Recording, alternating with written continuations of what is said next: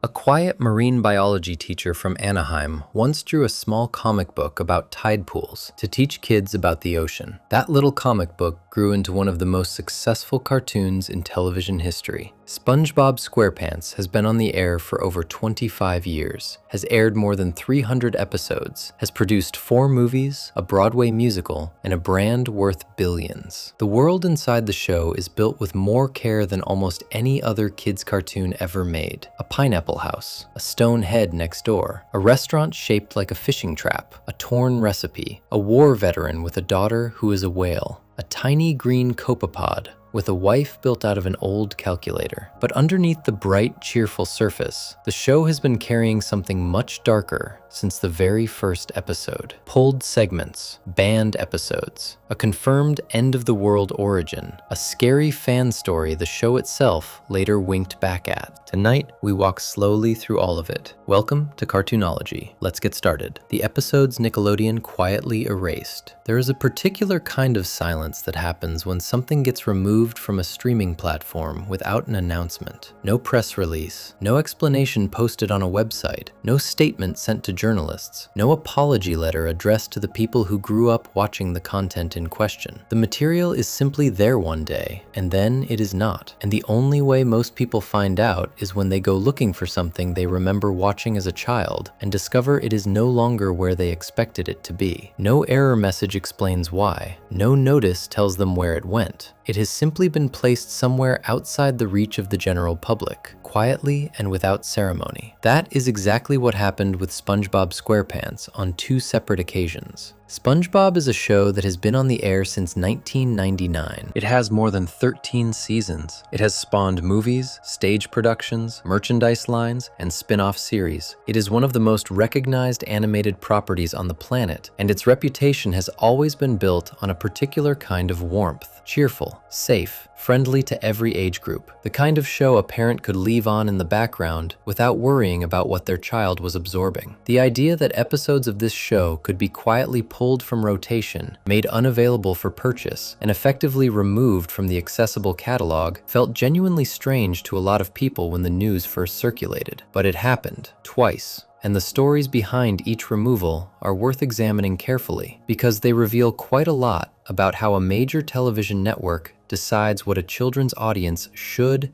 and should not be allowed to see, and how those decisions get made without public conversation or transparent reasoning. The first episode is Midlife Crustacean. It originally aired in 2003 during season 3 of the show, which is the era that fans and critics most consistently point to when they talk about SpongeBob at its best. Season 3 is Golden Era SpongeBob. The writing is sharp, the characters are fully formed, and the humor works on multiple levels simultaneously, landing differently for a 7-year-old watching on a Saturday morning and for a college student watching late at night. Midlife Crustacean fits comfortably into that era. It is an episode built around Mr. Krabs, who is experiencing what the show frames as a midlife crisis. He feels old. He feels irrelevant. He looks around at the world he inhabits and feels completely out of touch with anything exciting or youthful. The things that used to energize him no longer do, and the gap between who he is now and who he remembers being feels wide and discouraging.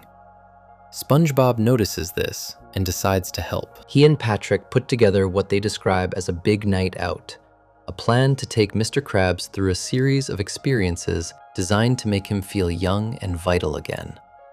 The night they plan is juvenile in the extreme. They visit an arcade full of children's games. They watch a children's television program. They eat ice cream. Every stop on the itinerary is something a child would find thrilling and an adult would find beneath them, which is part of the episode's joke. Mr. Krabs gradually warms up to the childish activities because they genuinely do make him feel something, and the episode plays this warmly before pivoting to its climax. Patrick, sensing that the night needs a final, bold act to complete Mr. Krabs' rejuvenation, suggests a panty raid. The 3 of them sneak through a darkened neighborhood to a house, break in, and steal underwear from a bedroom drawer, treating the whole act as a thrilling and daring adventure. The punchline is that the house belongs to Mr. Krabs' own mother. She catches them in the act. She is furious. She sends her adult son, red-faced and ashamed, to his childhood bedroom as punishment. Viewed within the logic of the episode, the scene is constructed as comedy of embarrassment. The panty raid is not presented as something admirable. The characters are humiliated by the outcome. The joke is at their expense, not at the expense of the woman whose home they entered. The whole sequence is designed to land as ridiculous and deflating rather than exciting or celebratory. By the standards of animated comedy, particularly animated comedy from the early 2000s, the scene is not especially unusual. Similar gags appeared in other shows of the era without generating significant controversy. For 15 years, that episode aired without notable incident. It was included in physical DVD releases. It was part of the Nickelodeon First 100 Episodes box set. It was available for digital purchase through retailers including Amazon. Millions of children watched it. Millions of adults remembered watching it as children. It existed comfortably in the catalog as one entry among hundreds of SpongeBob episodes, unremarkable in its placement there. Then, sometime around 2018, things changed. Nickelodeon quietly removed the episode from rotation. It disappeared from Paramount Plus. Digital purchase options were discontinued.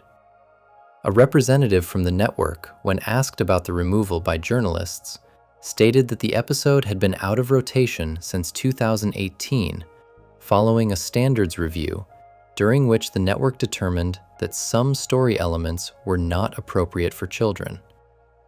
The representative did not specify which story elements.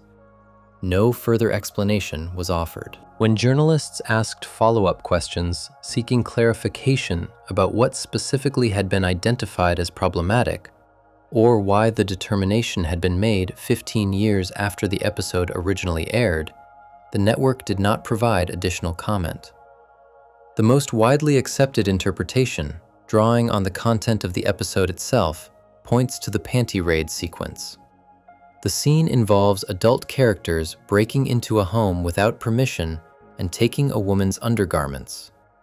Even accounting for the comedic framing and the humiliating punchline, the scene depicts trespassing and theft in a context designed to make those acts feel adventurous rather than harmful. In a cultural climate that had grown considerably more attentive to how certain behaviors are depicted in media aimed at young audiences, the scene reads quite differently than it might have when it first aired. The act of sneaking into someone's home to take their clothing, regardless of how the show frames the aftermath, became harder to treat as straightforwardly comedic when viewed through a lens that asked what a child was actually absorbing from watching it. Nickelodeon never confirmed this reading publicly. They said the content was not appropriate and declined to elaborate. But the logic of the removal points clearly in that direction. What makes the situation particularly worth thinking about is what it reveals about how these decisions get made. The scene did not change between 2003 and 2018. The episode was identical. What changed was the framework through which the people reviewing it chose to evaluate it, and the threshold they applied when asking whether it should remain available. This is not necessarily wrong. Standards genuinely do evolve over time, and a network that produces content for children has a reasonable responsibility to assess its catalog through a current lens, rather than assuming that whatever passed review in 2003 should be treated as permanently acceptable. But the absence of transparency around the process is striking. Nickelodeon did not explain its reasoning. It did not invite parents or viewers to understand how the decision was reached. It simply removed the episode and declined to say much about why, leaving audiences to reconstruct the reasoning themselves from the available evidence. The episode has not returned to streaming as of the time of this video. Midlife Crustacean remains one of the only SpongeBob episodes that cannot be accessed through any major official platform. A show that has released hundreds of episodes across more than 2 decades has a single chapter in its Season 3 run that exists in a kind of official limbo, acknowledged as having been made but no longer made available. For fans of Golden Era SpongeBob, this is a strange and somewhat uncomfortable reality. An episode that many of them remember fondly, that aired in what is still considered the best period of the show's history, has been designated as something that should not be watched. The memory of it remains, but the episode itself is no longer supported by access to it. The second removal is different in its origins and in the reasoning behind it, and in some ways it is easier to understand, even if the situation it created was no less unusual.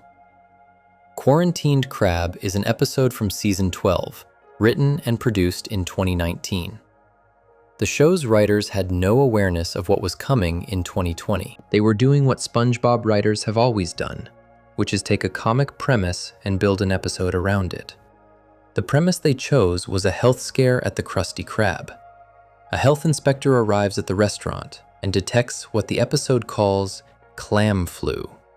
The presence of the illness triggers a mandatory quarantine. Every person inside the building at the time must remain inside. No one can leave. The group quarantined together includes SpongeBob, Patrick, Squidward, Mr. Krabs, Pearl, and Mrs. Puff. A collection of characters whose personalities and relationships with one another guarantee conflict under any conditions, let alone the pressurized conditions of an unexpected lockdown. As the episode progresses, the characters begin to fall apart. Trust erodes, accusations spread. The question of who might be carrying the clam flu becomes a source of paranoia and hostility. Characters suspected of being infected are not treated with care or concern. They are isolated, excluded, and eventually physically removed to the restaurant's walk-in freezer, where they are kept away from everyone else. The episode plays this as dark comedy, leaning into the absurdity of the situation and the self-interested, sometimes cruel behavior of the characters under pressure. It was a solid comedic premise, and the episode was completed and prepared for broadcast. Then 2020 arrived. By early 2020, the real world was undergoing something that made the fictional premise of Quarantined Crab impossible to watch without thinking about what was happening outside. A highly contagious illness was spreading globally. People were being quarantined. Governments were issuing lockdown orders. Hospitals were overwhelmed. The emotional experience of confinement, fear, mutual suspicion, and forced isolation that the episode had turned into a cartoon joke was the lived reality of millions of families around the world, including many of the families who would have been watching SpongeBob with their children. The episode's plot, which had been written as pure fiction without any reference to real events, had become a near mirror of an unfolding global crisis. Nickelodeon made the decision to not air the episode. A representative issued a brief statement explaining that the episode centered on a virus storyline and that the network had decided not to broadcast it due to sensitivities surrounding the global, real-world pandemic. The statement was direct, and the reasoning was clear. A children's network airing an episode about a disease quarantine while children and their parents were living through a disease quarantine was a decision that required careful thought, and the network concluded that the right choice was to pull the episode, rather than risk causing distress or confusion to an audience already navigating an extraordinarily stressful situation. There is a meaningful distinction between how these two removals were handled and what they each represent. Midlife Crustacean was removed years after it aired, based on a retrospective review that identified content that the network had previously approved and broadcast. The removal was about reassessing something old. Quarantined Crab was removed before it had a chance to air in its home market, not because of anything wrong with the episode itself, but because the world had changed in a way that made the episode's existence at that particular moment problematic. The removal was about timing rather than content. One removal was about the episode. The other was about the world the episode would have entered. What the two cases share is the experience of official erasure. In both situations, Nickelodeon made a unilateral decision about what its audience should or should not be allowed to watch, communicated that decision minimally, and declined to engage in extended conversation about the reasoning. The audience was not consulted. Parents were not asked whether they would prefer a content warning over a removal. Longtime fans of the show were not given a detailed explanation of what standards had been applied and why. The network decided, and the episodes disappeared, and the public was left to fill in the context themselves. For a show that has always presented itself as transparent in its simplicity, as a cartoon about a cheerful sponge and his friends getting into funny situations underwater, the existence of episodes that have been officially erased is its own kind of revelation. The show has hidden corners that its public image does not acknowledge. It has a history of content that passed review at one moment and failed it at another. It has a catalog that is not, in fact, fully available to anyone who wants to revisit it. 2 episodes sit outside that catalog now. One because of how it depicted a certain kind of behavior, and one because of a global event that no one predicted. Both are gone. And the show continues on, cheerful and bright, and carrying on as though those episodes were never there at all. Before we move on, if you're enjoying this analysis, please consider subscribing. It helps the channel tremendously. 2 episodes of SpongeBob now exist in a kind of official silence, acknowledged as having been made, but no longer supported by access to them. The next story is older and tied to one of the most significant events in modern American history. It involves a single scene, a bucket of gasoline, a lit match, and an episode that aired less than a month after the world changed in a way nobody was prepared for. Section 2. The Scene That Disappeared. After 9/11, there is something specific about the way a small piece of a television show can carry an enormous amount of weight once the world around it changes. A gag that was written in a production room, approved by a standards committee, animated by a team of artists, and cleared for broadcast can become something entirely different the moment real-world events reframe what it shows. The images themselves stay the same. The colors, the timing, the sound effects, all of it remains exactly as the people who made it intended. But the audience watching those images is no longer the same audience that was imagined when the scene was created. And the world those viewers are bringing with them into the experience has shifted in ways that make certain things impossible to look at the same way twice. That is the story of a deleted scene from a SpongeBob SquarePants episode called Just One Bite. It is not a story about a scandal in the traditional sense. Nobody filed a complaint. No religious organization issued a statement. No government body threatened to ban the episode. What happened was quieter and in some ways more revealing than any of those things. A scene was made, approved, and broadcast exactly once in its complete form. Then, within a short period of time, it was edited out of every subsequent airing, removed from home media releases, and cut from the version of the episode that would circulate for the next 2 decades. The official explanation, when it finally came years later, was careful and measured. But the circumstances surrounding the removal and the timing of it made the story considerably more complicated than the official explanation suggested. Just One Bite is a Season 3 episode that first aired on October 5th, 2001. That date matters enormously to this story. October 5th, 2001 was less than 4 weeks after September 11th, 2001. The United States was in the immediate, raw aftermath of the deadliest terrorist attack on its soil in history. The country was in a state of collective shock, grief, and fear that touched every part of daily life, including the media landscape. Networks were making rapid decisions about what to air and what to pull. Content that had been cleared months earlier was being reviewed again through the lens of what had just happened. Anything that depicted explosions, violence, fire, or destruction was being looked at carefully, and in many cases, quietly removed or delayed. The atmosphere was one of extraordinary sensitivity, and the entertainment industry was navigating it in real time, often without clear guidelines, relying instead on judgment calls made under conditions of intense emotional pressure.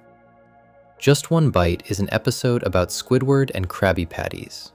For the uninitiated, Squidward is SpongeBob's neighbor, a tall, perpetually unhappy octopus who considers himself artistically and intellectually superior to everyone around him, and is consistently proven wrong by the universe. He is grumpy, dismissive, and sarcastic, and one of his most consistent character traits is his vocal contempt for Krabby Patties, the hamburgers that SpongeBob spends his working life preparing at the Krusty Krab. Squidward maintains loudly and repeatedly that he has never tasted a Krabby Patty and has no interest in doing so.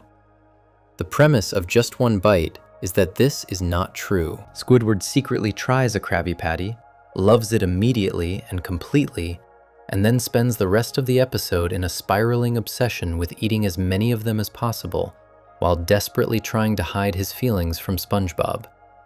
The episode is funny and well constructed. It plays on Squidward's fundamental character contradiction, the gap between his self-image and his actual experience, in a way that the best SpongeBob episodes tend to do. But the part of the episode that became the center of its long and complicated history is a sequence that occurs when Squidward decides to break into the Krusty Krab at night to get to the patties stored in the vault. Mr. Krabs, as a deeply paranoid protector of his restaurant and its assets, has installed a security system. Squidward does not know this. He approaches the vault door confidently, surveys what he expects to be a simple obstacle, and notices a bucket hanging above him. He initially assumes it is filled with water. He leans in to inspect it more carefully and realizes it is not water, it is gasoline. Before he can react, a mechanical arm drops a lit match into the spilled gasoline, and the resulting explosion engulfs him completely. In the original version of the episode, this happens twice. Squidward is blown up by the gasoline trap, recovers, and then triggers it a second time in his determination to get to the patties. Two explosions, back to back, both large and visually dramatic, both playing Squidward's destruction entirely for laughs in the tradition of cartoon slapstick that SpongeBob frequently employed. The scene is absurd and over the top in the way that most physical comedy in the show tends to be. A character is blown up, cartoonishly survives, and the joke continues. By the logic of animated comedy, there is nothing unusual about it. But the episode aired on October 5th, 2001. 24 days after two commercial airplanes flew into the World Trade Center in New York City. Less than 4 weeks after explosions, fire, and destruction had become images burned into the memory of an entire nation. In that context, the sequence of a character triggering a gasoline explosion not once, but twice, on a children's network, in the weeks immediately following an attack defined by fire and collapse, became something that could not simply be absorbed as a routine cartoon gag. The images were the same, but the world watching them had been changed permanently. The version of Just One Bite that aired on October 5th was the original unedited version. That airing went out as planned. But sometime in 2002, when the episode returned to rotation for subsequent broadcasts, the explosion scene was gone. Both explosions had been cut entirely. The episode now moved from Squidward's approach to the vault directly past the security system sequence to the next story beat, with no explanation of what had been removed and no acknowledgement that anything was missing. Children who watched the episode in 2002 and beyond saw a version of Just One Bite that was simply shorter in a way they could not detect unless they had happened to catch the original airing. For years, the reason for the removal was not officially confirmed. Nickelodeon said nothing publicly about the edit. The episode continued to air in its shortened form. Home media releases, including DVD sets, used the edited version. The Video Now release used the edited version. The explanation that circulated most widely among fans was rooted in the timing. The episode had aired in the immediate aftermath of September 11th. The explosions in the scene were large and dramatic, and the network had chosen to remove them out of sensitivity to what the country had just been through. This explanation felt intuitive and logical given the circumstances, and it was the version of events that most people accepted as true. The complication is that the official explanation, when it eventually came, was somewhat different.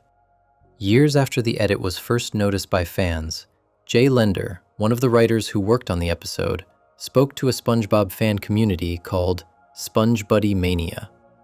He confirmed that the September 11th attacks had been a factor in the decision to remove the scene, but he described it as one element within a broader standards and practices issue. The network, he explained, had concerns about a gag that involved a character using a lit match near a flammable liquid.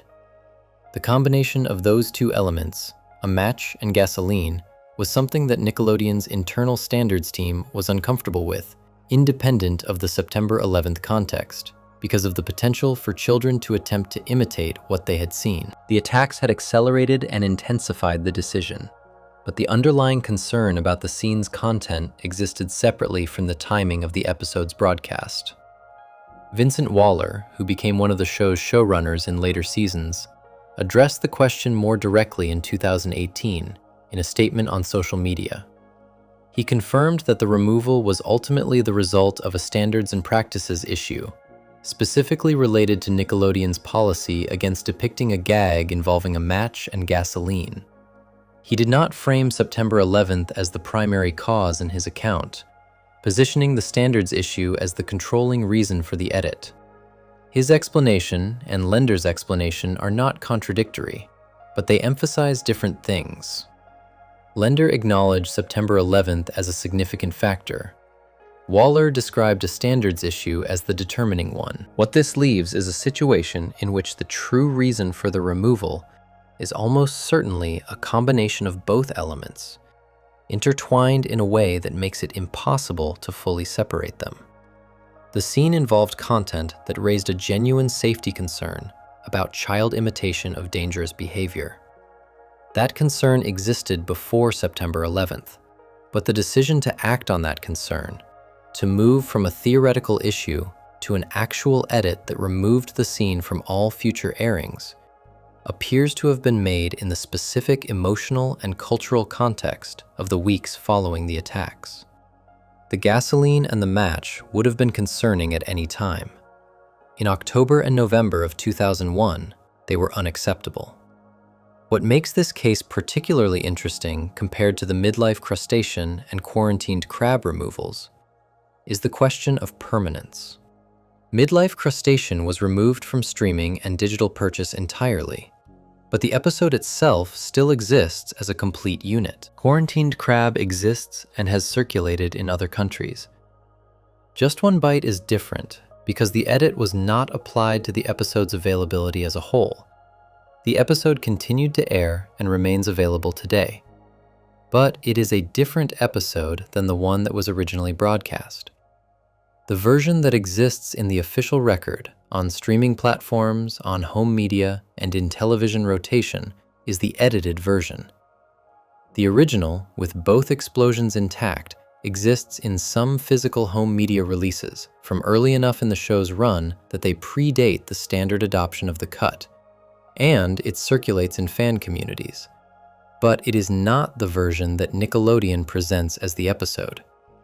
This creates a quiet kind of historical revision. The show's official catalog contains a version of Just One Bite that is shorter than the episode that was actually made and originally broadcast. The missing scene is not acknowledged in any official release. There is no note in the episode's credits indicating that content was removed. A viewer watching the episode today on any major platform is watching something that has been silently altered, and unless they were aware of the episode's history, they would have no way of knowing that what they were seeing was not the complete version of what was created. There are hundreds of thousands of people who watched the original broadcast of Just One Bite on October 5th, 2001, and then watched subsequent airings and never noticed anything was different. The edit was clean. The episode flowed naturally without the removed scene, because the scene was self-contained enough that cutting it did not disrupt the episode's structure. The story still made sense. The comedy still worked. The missing sequence simply ceased to exist in the version of the show that most people would go on to see for the rest of the show's run. A piece of SpongeBob history was quietly folded away, shaped by one of the most significant moments in modern American history. And the episode continued playing on television sets and laptop screens as though nothing had ever been different. The deleted scene from Just One Bite is not the most dramatic controversy in SpongeBob's history. It did not generate protests or political statements. It did not result in bans in other countries. It is a small and quiet thing. A few seconds of animation involving a cartoon octopus and a bucket of gasoline, trimmed from a children's show in the weeks after a national tragedy, and never restored. But it sits in the show's history as a reminder of how thoroughly the world outside a piece of media can change what that media is allowed to be, and how those changes often happen without announcement, without explanation, and without anyone being asked whether they agree. The next story is louder.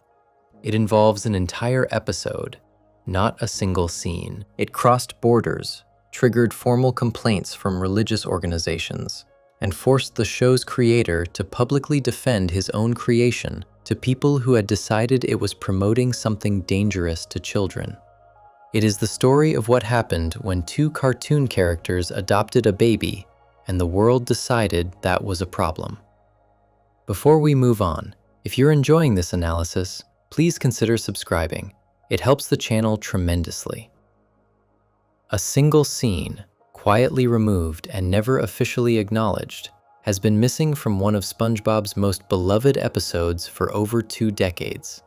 Next, a controversy that crossed borders and drew governments and religious groups into a fight over a children's cartoon about two friends raising a baby. Section 3. The episode that made governments angry.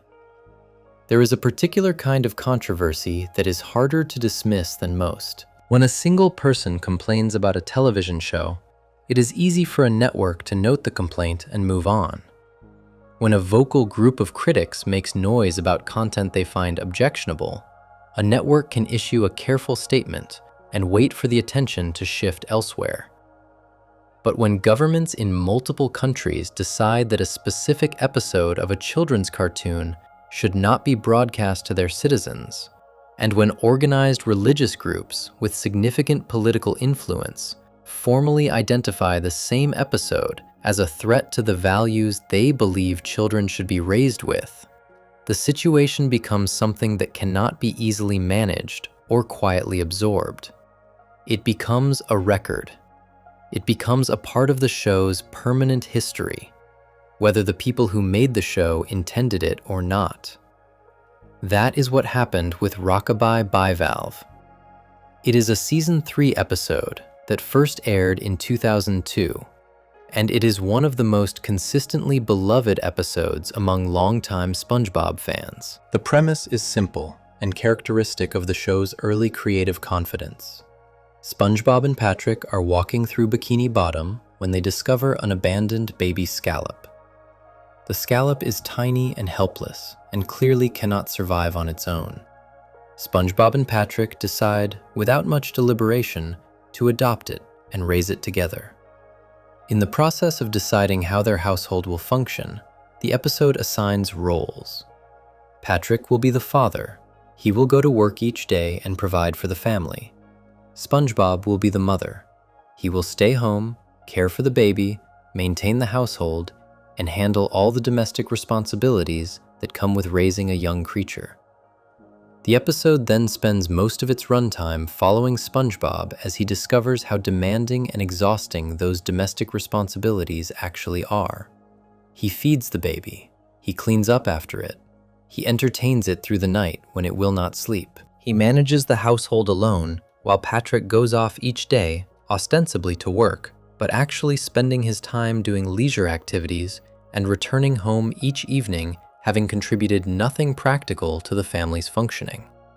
SpongeBob grows increasingly worn down and frustrated. Patrick remains cheerfully oblivious. The tension between them builds until SpongeBob finally confronts Patrick about the unfair distribution of responsibility. And the episode resolves with Patrick acknowledging that he has been neglecting his obligations and promising to do better. The episode ends on a warm note. The baby scallop, having grown enough to fly, leaves the nest. Patrick suggests that they should have another. The two of them watch their scallop fly away into the open water, and the episode closes with the same gentle, affectionate tone that characterized the best SpongeBob episodes of that era. By the internal logic of the show, it is a story about friendship, responsibility, shared effort, and the particular exhaustion of doing more than your fair share in any relationship.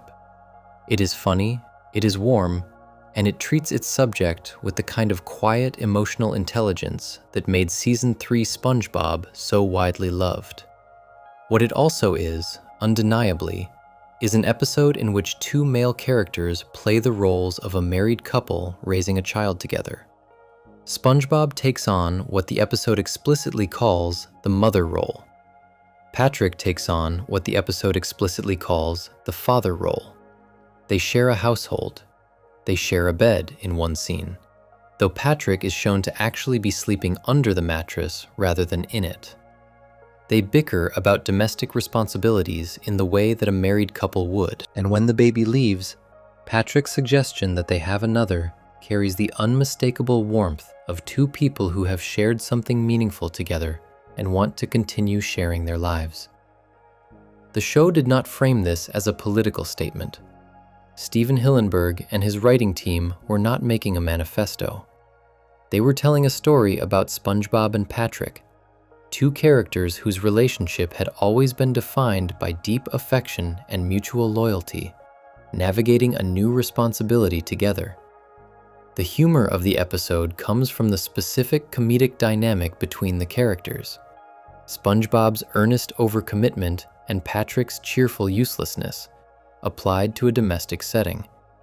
The choice to frame them as parents, rather than simply as two friends caring for a found animal, was a storytelling decision that opened up specific kinds of comedy and allowed the episode to say something genuine about the unequal distribution of labor in domestic arrangements. It was a sharp choice, and it produced one of the era's strongest episodes. But the response to it, in certain quarters, was swift and significant. In the United States, conservative Christian organizations took particular notice of the episode. The framing of two male characters as a domestic couple, one taking the role of mother and one taking the role of father, was identified by groups including organizations connected to prominent evangelical Christian communities as an example of a children's show promoting what they described as a homosexual lifestyle to its young audience. These were not fringe voices in the American cultural landscape of the early 2000s. The early part of that decade was a period of intense national debate about same-sex relationships, marriage equality, and the question of what children should be taught about family structures. The groups that objected to Rockabye Bivalve were operating in a political and cultural environment that amplified their concerns considerably. The criticism extended well beyond Rockabye Bivalve specifically. In 2005, a video was produced by an educational nonprofit organization intended to promote diversity and tolerance among children. The video featured several beloved children's characters, including SpongeBob, coming together around a message of acceptance and inclusion. The video was intended to be distributed to schools across the United States. A prominent evangelical leader named James Dobson, founder of a conservative organization called Focus on the Family, addressed members of Congress at a formal dinner and specifically named SpongeBob as a character being used to advance what he described as a pro-homosexual agenda.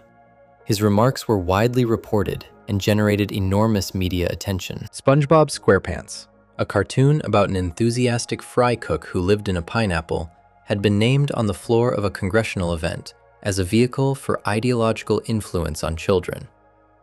The absurdity of that framing was not lost on many observers, and the story generated a significant amount of mockery in the press. But the underlying complaint had real consequences for how the show was perceived in certain communities and in certain parts of the world. The objections that had been raised in the United States found resonance internationally, in countries where laws and social norms around same-sex relationships were considerably more restrictive than they were even in the most conservative parts of America at that time.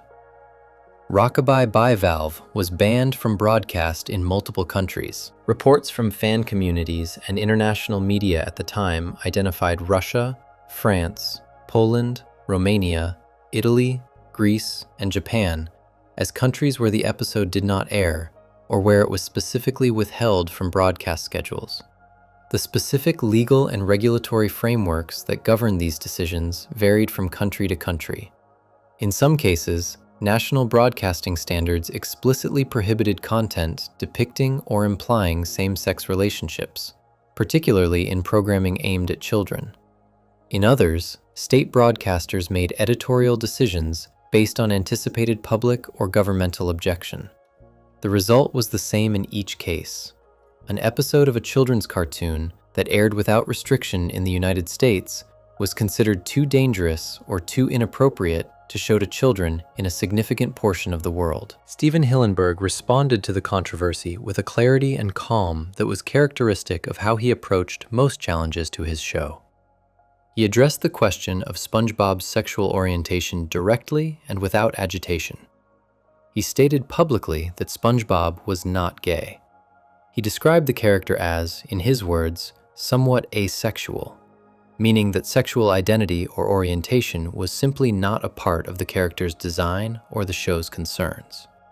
SpongeBob had been created as a marine biology-informed character, and real sea sponges, as organisms, do not have a sexual orientation in any meaningful sense.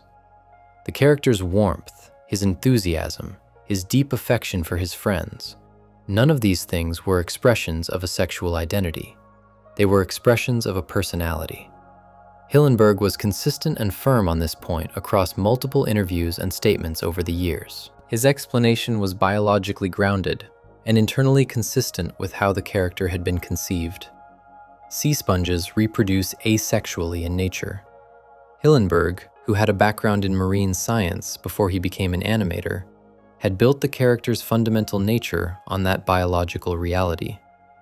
The idea that SpongeBob's behavior in any episode constituted an expression of homosexuality misunderstood both the character and the nature of how animated characters are written. SpongeBob and Patrick were not written as a gay couple in Rockabye Bivalve. They were written as two friends whose specific comedic dynamic translated unusually well into the domestic setting the episode created. None of this satisfied the critics who had already decided what the episode meant. For the organizations and governments that had objected to the episode, the creators' stated intent was not the controlling factor. What mattered was what they believed children would absorb from watching it, and what they believed the episode's framing implied about the kinds of family structures that were being presented as normal or acceptable. The argument was never really about what Hillenburg meant. It was about what the episode showed and what showing it to children would communicate.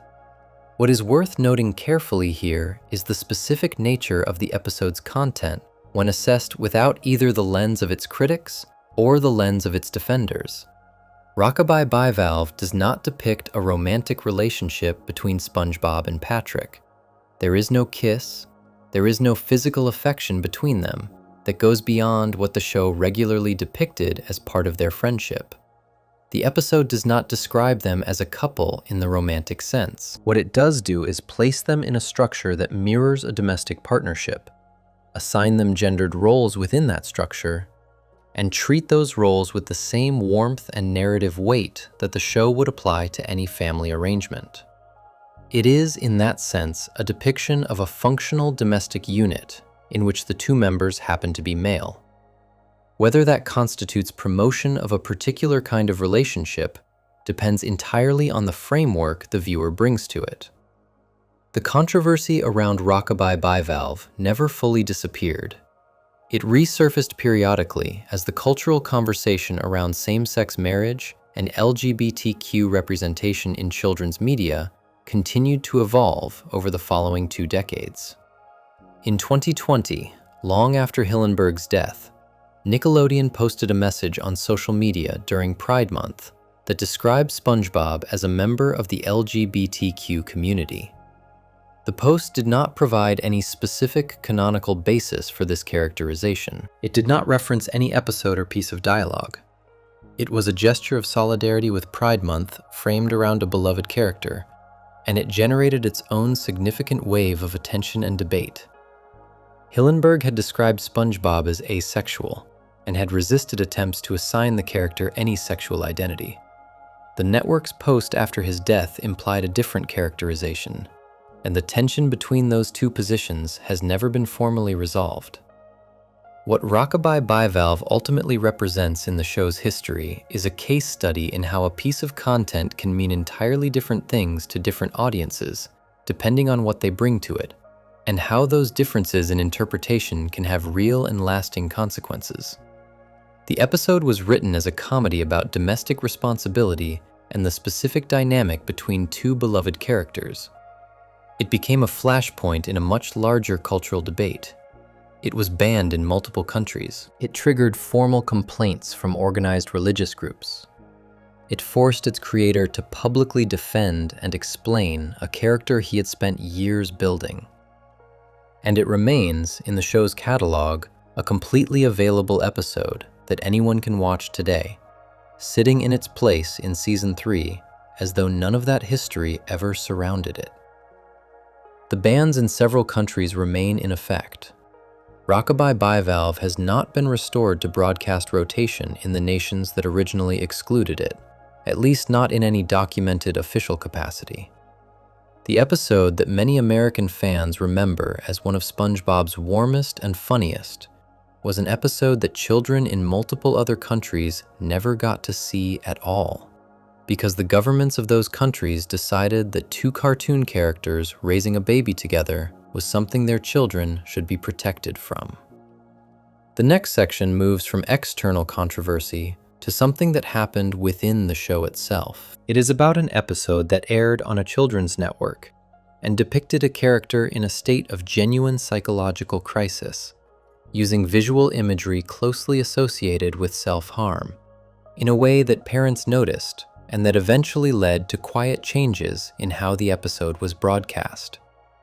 It is a story about how dark a cheerful show can get when it decides to take one of its most beloved characters to a place it perhaps should not have gone. Before we move on, if you're enjoying this analysis, please consider subscribing. It helps the channel tremendously. Rockabye Bivalve traveled across the world and drew the attention of governments and religious organizations before settling back into the show's catalog as though nothing had happened. The next section stays closer to home, inside a single episode from Season 8 that aired scenes most parents were not expecting to see on a children's network, and that the show itself eventually had to quietly walk back. Section 4.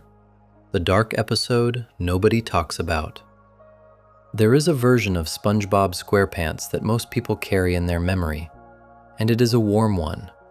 It is the version of the show defined by its golden era, by the creativity and emotional intelligence of Seasons 1 through 3, by episodes like Band Geeks and Chocolate with Nuts and Snowball Effect, episodes that managed to be genuinely funny and quietly moving at the same time, without ever feeling like they were reaching for something beyond their natural register. That version of the show is the one that a generation grew up with, the one they return to when they want something comfortable and familiar, the one they describe when they tell someone who has never seen it why SpongeBob is worth watching. It is the version that lives most powerfully in cultural memory. But SpongeBob did not stop after Season 3. It continued for many more seasons after the point where most of its most devoted fans believe its best work was done. And in those later seasons, it made choices that the earlier version of the show would likely not have made. Some of those choices were simply creative misfires. Moments where the writing reached for a joke that did not land, or a plot that did not cohere. Others were something different. Some of those choices crossed into territory that raised genuine questions about what a children's network should be showing to its audience, and what kind of content is appropriate for the age group a show like SpongeBob is designed to serve. Are You Happy Now is a Season 8 episode that first aired in March of 2012. It is not one of the episodes that comes up most often in conversations about SpongeBob's worst moments, which is itself part of what makes it worth examining carefully. The episodes that generate the most discussion tend to be the ones that are remembered as funny failures. Episodes where the humor misfired, or where a character was written in a way that felt inconsistent or mean-spirited in a surface-level way. Are You Happy Now is different because the thing that went wrong with it was not a failed joke. It was a sequence of scenes that depicted a character in a state of genuine psychological distress, using visual imagery that, in any other context, would be immediately recognized as references to suicidal behavior. On a children's network, in an episode with a TVY 7 rating, watched by children who were, at the youngest, 7 years old. The episode begins simply enough. SpongeBob is looking through a book of photographs and laughing at the happy memories it contains. Squidward asks what he is looking at, and when SpongeBob explains, Squidward is prompted to reflect on his own memories. He searches through his recollections, looking for something he can identify as a genuinely happy moment. A memory that he can point to and say, "That was a good time. That was a moment when I felt content." He cannot find one. No matter how far back he searches, no matter how many experiences he examines, he cannot locate a single memory that qualifies as happy. He does not have one. This is played, at first, as a straightforward character beat. Squidward's perpetual dissatisfaction is one of his defining traits, and the revelation that he has no happy memories is consistent with a character who has always been written as fundamentally at odds with the world around him. SpongeBob, who is constitutionally incapable of watching someone he cares about suffer without attempting to help, takes it upon himself to find or create a happy memory for Squidward. He arranges a series of experiences designed to produce genuine joy. Each one fails. The attempts become increasingly elaborate and increasingly disastrous. Squidward does not find happiness in any of them. He finds frustration, embarrassment, physical injury, and deepening despair. Up to this point, the episode is operating within recognizable SpongeBob territory. Squidward's suffering is a long-established comedic framework. SpongeBob trying to help and making things worse is equally familiar. The episode's premise is not itself unusual. What changes in the second half of the episode is the register in which Squidward's suffering is depicted. The show stops treating his unhappiness as a source of comedy and begins depicting it as something considerably darker. Squidward stops being the grouchy neighbor whose misery generates laughs and becomes something that reads unmistakably as a character in the grip of clinical depression. He stops leaving his house. He stops engaging with the world. He sits in his home in a state of complete withdrawal, unable to find motivation to do anything, unable to see any path toward feeling better. The episode allows this to sit. It does not rush past it with a quick joke or a reset. It holds on Squidward in his depression for long enough that the tonal shift becomes impossible to ignore. And then come the scenes that made parents take notice. The first scene shows Squidward in his kitchen. He is alone. He walks slowly to the oven, opens it, and leans his head toward the opening. Anyone watching the scene, adult or child, immediately reads the imagery in a specific way. A person, an oven, a head being lowered toward the heat. The association is immediate and deeply culturally embedded. The show holds on the image just long enough to let that association form completely. Then it reveals that Squidward is simply taking a tray of brownies out of the oven. He straightens up, holding the baked goods, and the scene continues. The episode presents this as a bait-and-switch joke. The visual setup mimics one thing. The punchline reveals another. The audience is supposed to feel the tension of the misread image and then release it through laughter when the innocuous truth is shown. The second scene is more explicit in its imagery. Squidward is in another room. He is holding a length of rope. He throws one end of the rope up over a beam in the ceiling, and it falls down in a loop. He stands beneath it, looking up. Again, the association is immediate. A rope, a beam, a loop, a person standing beneath it in a state of documented depression. The imagery maps directly and without ambiguity onto one of the most recognizable visual representations of suicide that exists in popular culture. The show holds on this image as well, allowing the association to fully form before revealing that Squidward is simply hoisting a birdcage up to hang from the ceiling. He pulls the rope, the cage rises, and the scene moves on. Another bait and switch. Another moment of constructed tension, followed by an innocent reveal. Both scenes were structured as jokes. The writers built them on a comedic device that has existed in television and film for a long time. The false setup that leads to a harmless punchline. In a different context, with a different character, in a different emotional register, these kinds of jokes can work without raising serious concerns. They rely on the audience's ability to hold two possibilities simultaneously, the dark reading and the innocent reading, and to experience the release of discovering the innocent one. That release is where the comedy lives. The problem with Are You Happy Now is the context in which these jokes are placed. Squidward is not in a difficult situation that will clearly resolve. He is depicted as genuinely, deeply, clinically depressed, in a way that the episode takes seriously for an extended period. He has withdrawn from life. He has lost the ability to engage with the things he normally cares about. He is isolated and suffering. The show presents this depression with enough weight and enough specificity that it stops functioning as cartoon exaggeration and begins reading as a portrait of real psychological distress.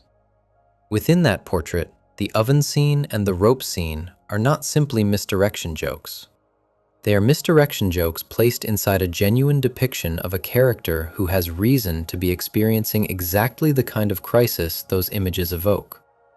A child watching the episode, particularly a child who has some familiarity with depression or suicidal ideation, either through personal experience or through exposure to adult conversations about these subjects, is not experiencing those scenes as purely comedic. The child is being shown a character they love in visible pain, being led through imagery directly associated with self-harm, and being asked to feel relief when the punchline reveals that the dark reading was wrong.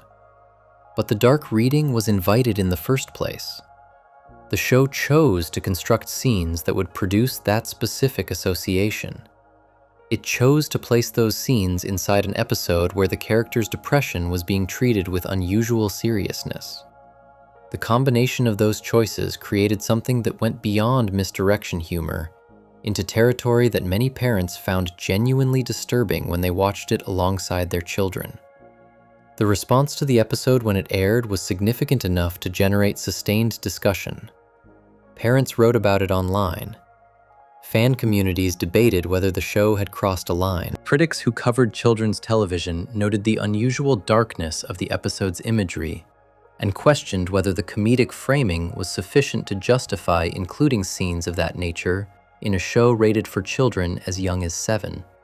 The conversation was not as loud or as organized as the response to Rockabye Bivalve, which had attracted formal complaints from religious organizations and international broadcast bans.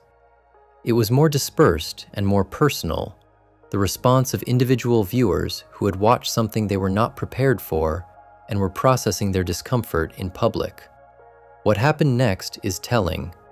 In later airings of Are You Happy Now, the scenes in question were edited.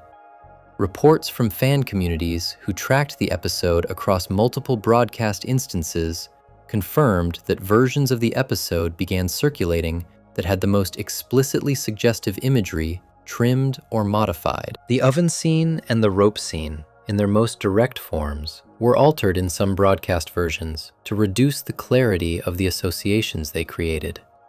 This was not announced by Nickelodeon. There was no statement from the network explaining what had been changed or acknowledging that the original version had been problematic. The edits simply appeared, quietly, in the same manner that the Just One Bite explosion scene had been quietly removed a decade earlier. The show adjusted itself without admitting that an adjustment had been necessary. It is worth pausing on what this means. Nickelodeon aired an episode of SpongeBob SquarePants that contained scenes mimicking suicidal imagery within a storyline depicting genuine clinical depression, on a network whose audience included children as young as 7, and then quietly edited those scenes in later broadcasts without publicly acknowledging that the original content had been inappropriate. The episode exists today in a version that is different from what originally aired, and the original version remains accessible in some broadcast copies and through fan recordings, but there is no official acknowledgement of what changed or why. The deeper question that Are You Happy Now raises is not simply about whether specific scenes were appropriate for a children's audience. It is about what the episode was trying to do with Squidward, and whether the show had the tools and the responsibility to handle what it was attempting. Squidward's depression in the episode is depicted with enough seriousness that it demands to be engaged with seriously. The show spent meaningful screen time establishing that his suffering was real and deep, and not easily dismissed as cartoon exaggeration. Having established that, it then used the specific imagery of that suffering as the setup for jokes. The tonal dissonance between the genuine depiction of psychological pain and the comedic deployment of that pain's associated imagery is the core of what made the episode so uncomfortable for so many viewers. Squidward as a character has always carried a kind of sadness that distinguishes him from every other character in the show.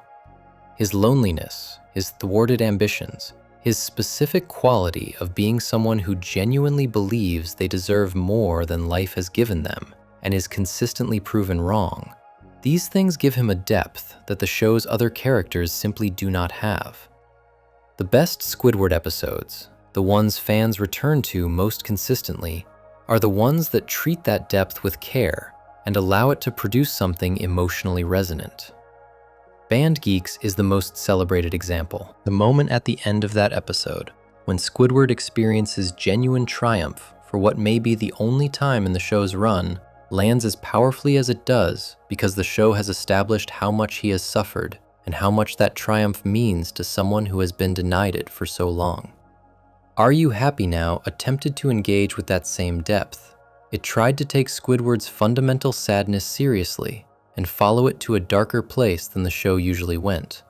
The attempt was genuine, but the execution placed genuine depictions of psychological crisis alongside comedic imagery drawn from the visual language of suicide on a children's network, without the tools or the framework to handle what that combination actually meant for the audience receiving it. The result was an episode that disturbed many of the people who watched it, and eventually had to be quietly altered to address the concerns that disturbance generated. SpongeBob has always been a show with more emotional complexity beneath its cheerful surface than its reputation fully captures. Are You Happy Now is the moment where that complexity was pushed past the point where the show could manage it responsibly. It is an episode that tried to go somewhere real and did not fully reckon with what going there would require. The next section moves away from the content of specific episodes and towards something larger. It is about the show itself, about what it was built to be, and what happened to that vision when the person who built it was no longer alive to protect it. It is about Steven Hillenburg, about what he wanted for SpongeBob, about what he spent years resisting, and about what the network that owned his creation did in the months following his death. Before we move on, if you're enjoying this analysis, please consider subscribing. It helps the channel tremendously. Are You Happy Now pushed SpongeBob into territory that required quiet corrections and left a complicated mark on the show's history.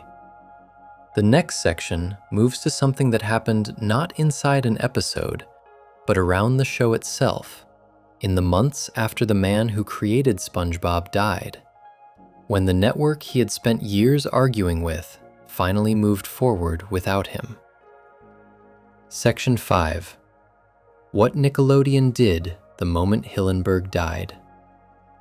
There are certain creative disputes in the history of television that get resolved cleanly and conclusively.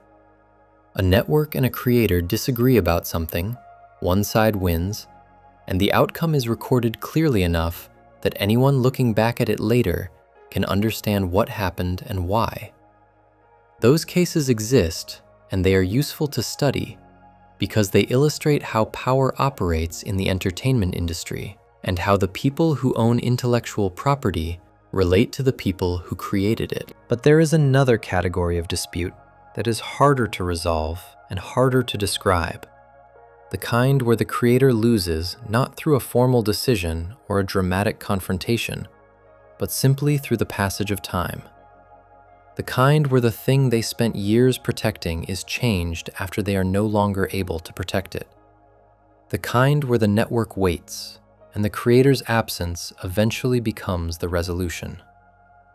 Steven Hillenburg's relationship with Nickelodeon and with SpongeBob SquarePants was complicated from the beginning, in the way that most relationships between visionary creators and large commercial networks tend to be complicated.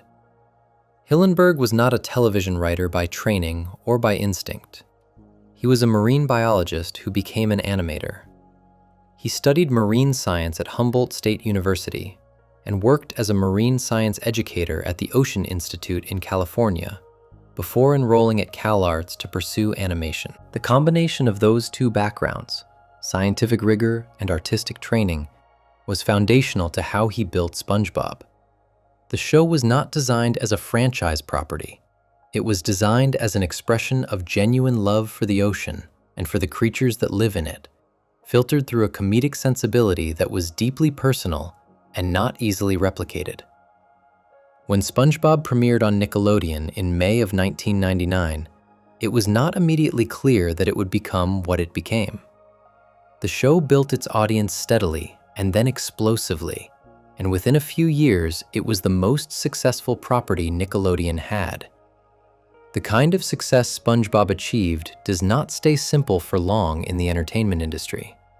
Success at that scale generates pressure, and the pressure it generates is almost always in the direction of more. More episodes, more content, more platforms for the property to occupy, more ways to extend and expand what has proven to work. Hillenburg felt that pressure from early in the show's run, and his response to it was consistent throughout his life. He resisted it.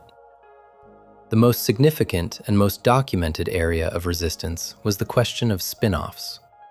Nickelodeon wanted to extend the SpongeBob universe beyond the main series. This is a standard commercial impulse for a network sitting on a property of that scale. Hillenburg did not want spin-offs. His objection was not primarily financial or contractual. It was creative and philosophical. He had built a specific world with specific characters who existed in a specific way, and he believed that extending that world into additional series with different premises and different framings would dilute what made it work. He had seen what happened to other properties that were extended beyond their natural boundaries. He did not want SpongeBob to become that. His position on spin-offs was stated publicly on multiple occasions across the show's early years. He was consistent and clear. He did not see potential for spin-offs in what he had created, and he did not want them made. This was not ambiguity. It was not a soft preference or a passing comment. It was a documented creative position that he maintained across years of conversations with the network, with journalists, and with members of the production team. People who worked closely with him understood where he stood. The network understood where he stood. And for a significant period of the show's early run, that position was respected. Hillenburg left the show after the first SpongeBob movie was released in 2004. The movie had been conceived as an ending, a conclusion to the story he had wanted to tell, and he had expected the show to end with it. Instead, Nickelodeon renewed the series for additional seasons. Hillenburg stepped back from his role as showrunner at that point, handing creative leadership to other writers and producers who had been part of the original team. He remained connected to the property, but was no longer running it day to day. The seasons that followed without his direct creative oversight are the ones that fans and critics most consistently identify as a decline from the standard of the original run. The show continued.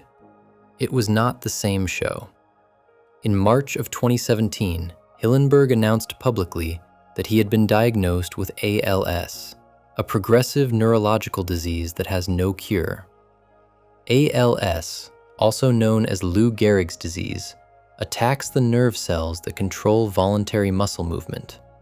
It is uniformly fatal, and it moves at a pace that varies from person to person, but typically allows only a few years between diagnosis and death. Hillenburg was 54 years old when he received the diagnosis. He continued to work on SpongeBob in whatever capacity he was able to as the disease progressed. He remained attached to the property he had built. He was present in some capacity for discussions about projects that were in development during the final period of his life. He died on November 26, 2018. He was 57 years old. The cause of death was complications from ALS. Tom Kenny, the voice of SpongeBob, had said in an earlier speech that Hillenburg himself embodied the essence of SpongeBob, that the character's optimism and earnestness and love for what he did were drawn directly from the person who created him. The loss was felt widely and genuinely. The tributes from people who had worked with him described someone whose passion for what he made was authentic and whose creative vision was inseparable from the work he produced. 6 months after his death, Nickelodeon announced Camp Coral. The announcement came in June of 2019. Camp Coral was described as a prequel series to SpongeBob SquarePants that would follow a 10-year-old SpongeBob and his friends during their time at a summer camp called Camp Coral. It would be produced in CGI animation, rather than the traditional two-dimensional animation of the original show. It would feature the main characters of SpongeBob as children in a setting that had never been part of the show's established world. It was, in every dimension that mattered, exactly the kind of spin-off that Hillenburg had spent years saying he did not want made. The response from people who had known Hillenburg and worked with him was immediate and pointed. Paul Tibbitt, who had been a writer and director on SpongeBob for years, and who had served as showrunner after Hillenburg's departure, spoke publicly about the announcement in terms that were striking for their directness. Tibbitt wrote that he meant no disrespect to the colleagues working on the new show, that they were good people and talented artists, but he described the decision to make Camp Coral as greedy and lazy executiving. He stated explicitly that everyone involved knew full well that Hillenburg would have hated it. He expressed shame on behalf of the executives who had made the decision. This was not an anonymous complaint or a private expression of frustration. It was a public statement from someone who had been close to Hillenburg and who believed the network had waited for his death specifically because it knew he would have blocked the project while alive. Tibbitt's statement gave voice to what many in the SpongeBob community were already feeling. Petitions appeared on change.org within days of the announcement, gathering tens of thousands of signatures from fans who wanted Nickelodeon to cancel the spin-off out of respect for Hillenburg's documented wishes. The petitions described the announcement as disrespectful to the creator's legacy and argued that the network had deliberately waited until he was gone to move forward with something it had wanted for years and had been prevented from doing. The timing of the announcement, 6 months after Hillenburg's death, fed this interpretation powerfully. It was difficult to look at a June 2019 announcement for a spin-off project involving the exact things Hillenburg had objected to and not draw the inference that the project had been waiting for the right moment. Nickelodeon's response to these concerns was measured and strategically framed. A senior executive at the network, Ramsey Naito, stated publicly that Hillenburg had been aware that Camp Coral was in development before his death.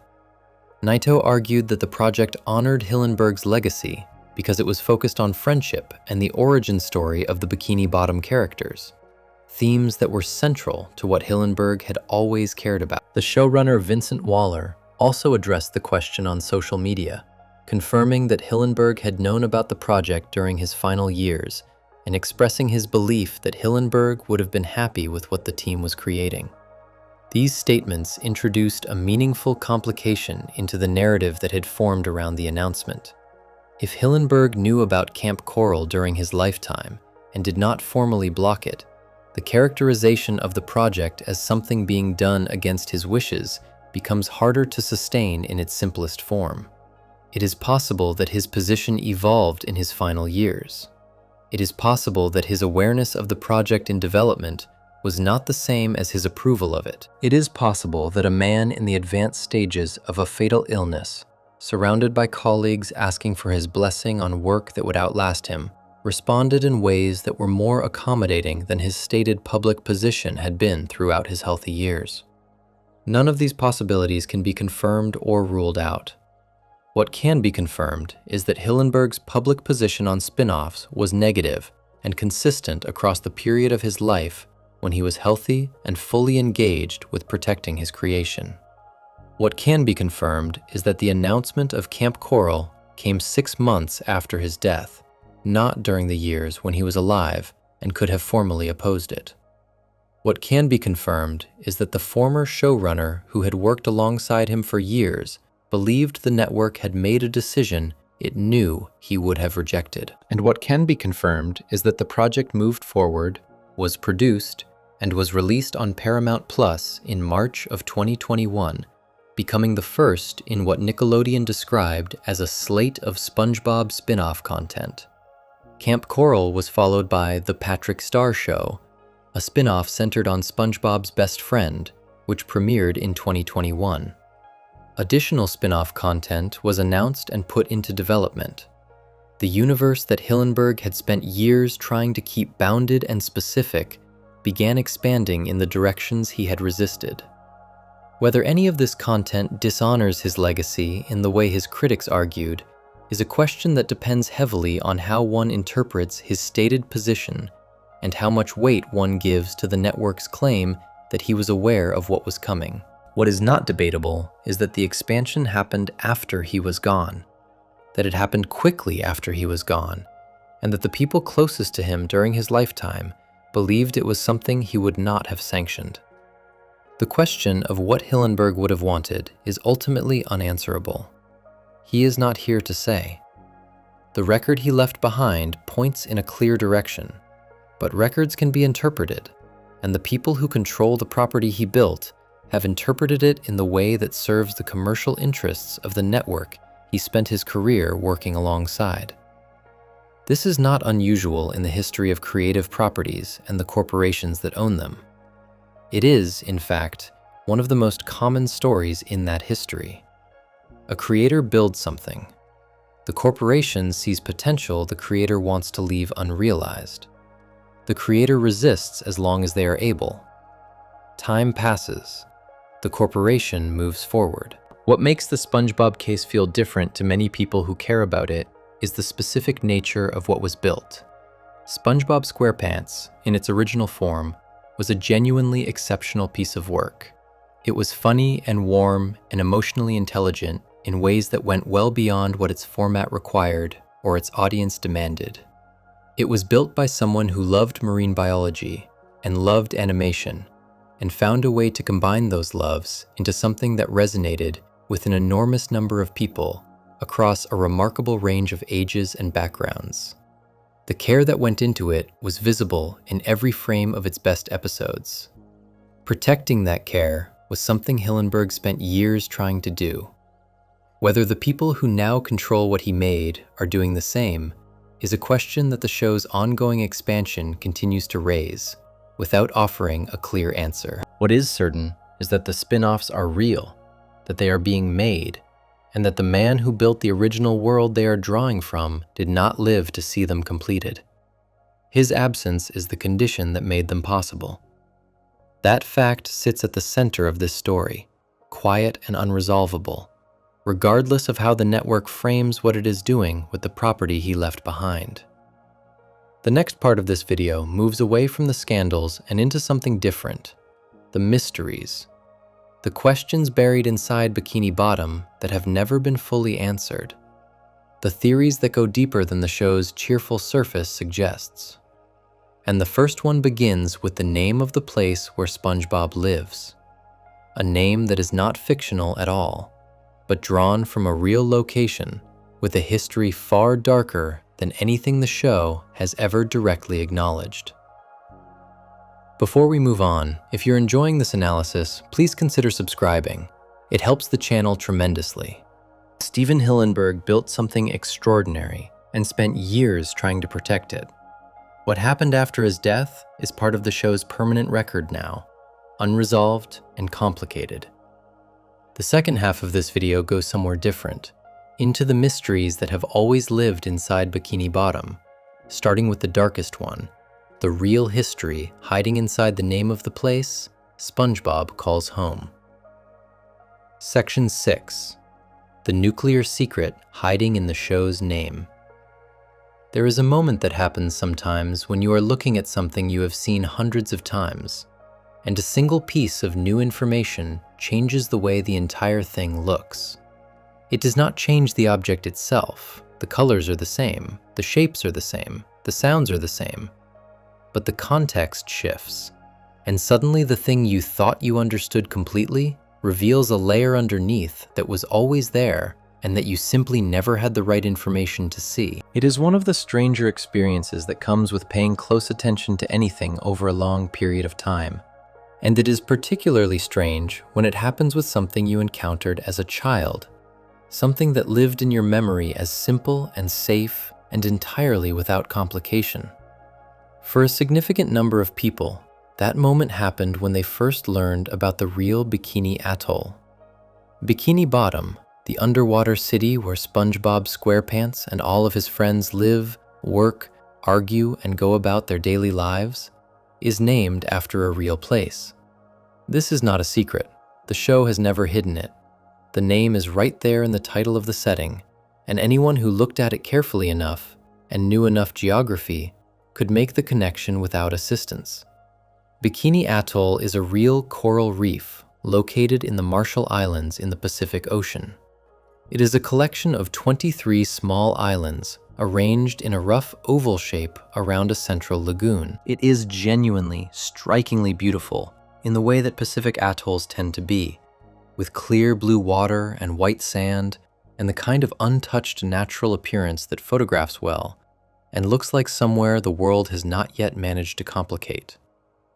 But Bikini Atoll has a history that its appearance does not immediately suggest. Between 1946 and 1958, the United States government used Bikini Atoll as a testing site for nuclear weapons.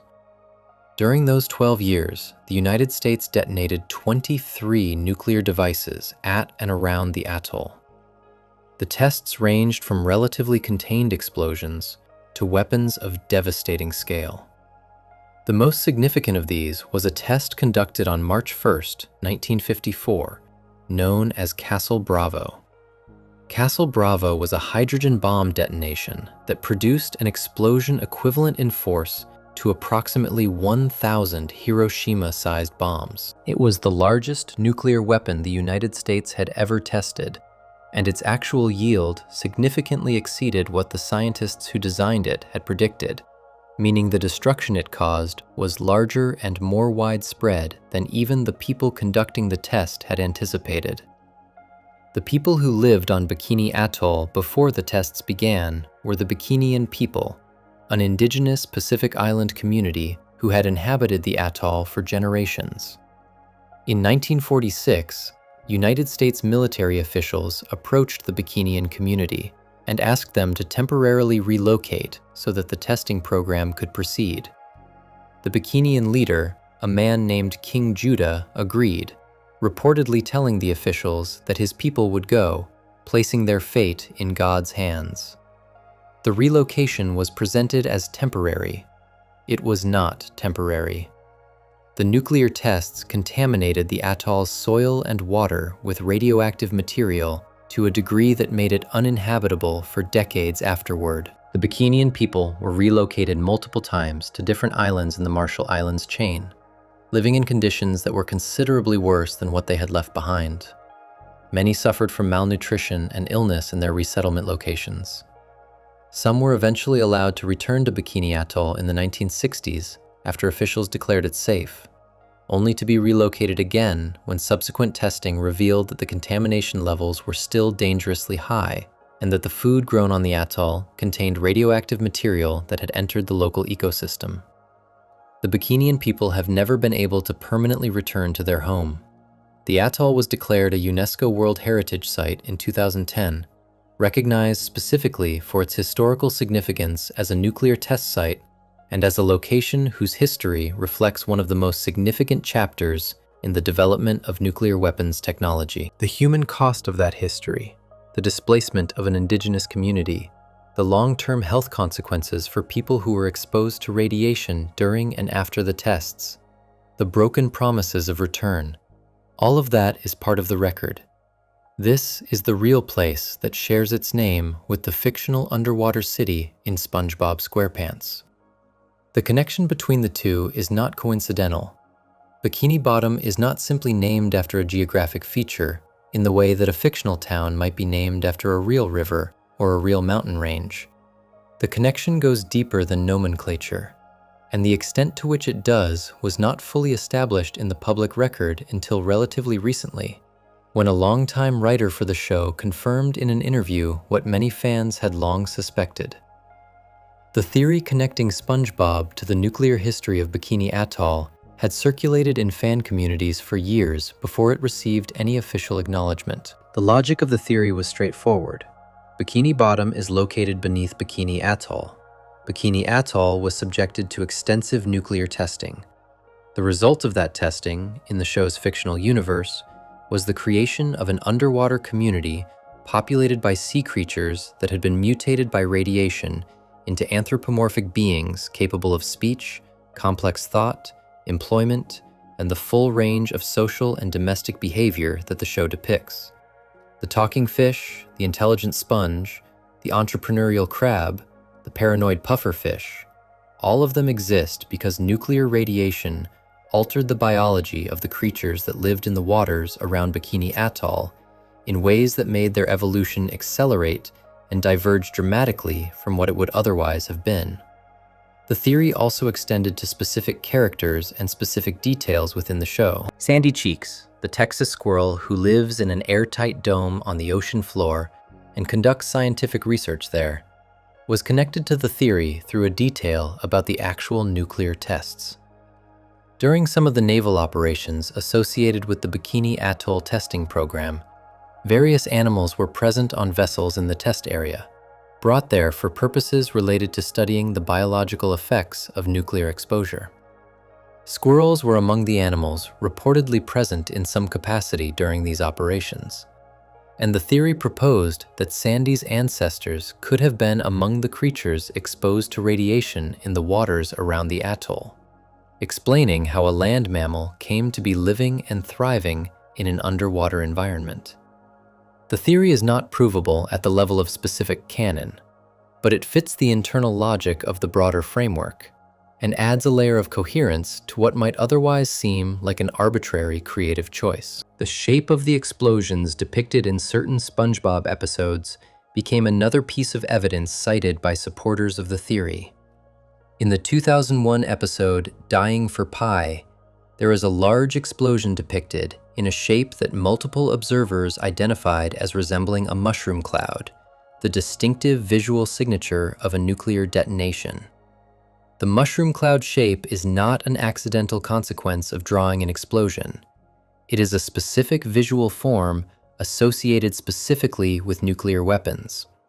Its appearance in a SpongeBob episode In a show set in a world the theory proposed was built on the aftermath of nuclear testing, was treated by supporters of the theory as a deliberate visual reference to the show's hidden foundational mythology. The aesthetic of Bikini Bottom itself contributed further evidence. The show's visual design draws heavily on mid-20th century Americana. The architecture, the fashion worn by background characters, the vehicles, the general visual language of the world, all of it evokes a period roughly corresponding to the 1940s and 1950s in American cultural history. This is the same period during which the Bikini Atoll nuclear tests were conducted. The theory proposed that this was not coincidental aesthetic nostalgia, but a deliberate temporal anchoring of the show's world to the era when the events that created Bikini Bottom, in the theory's framework, actually occurred.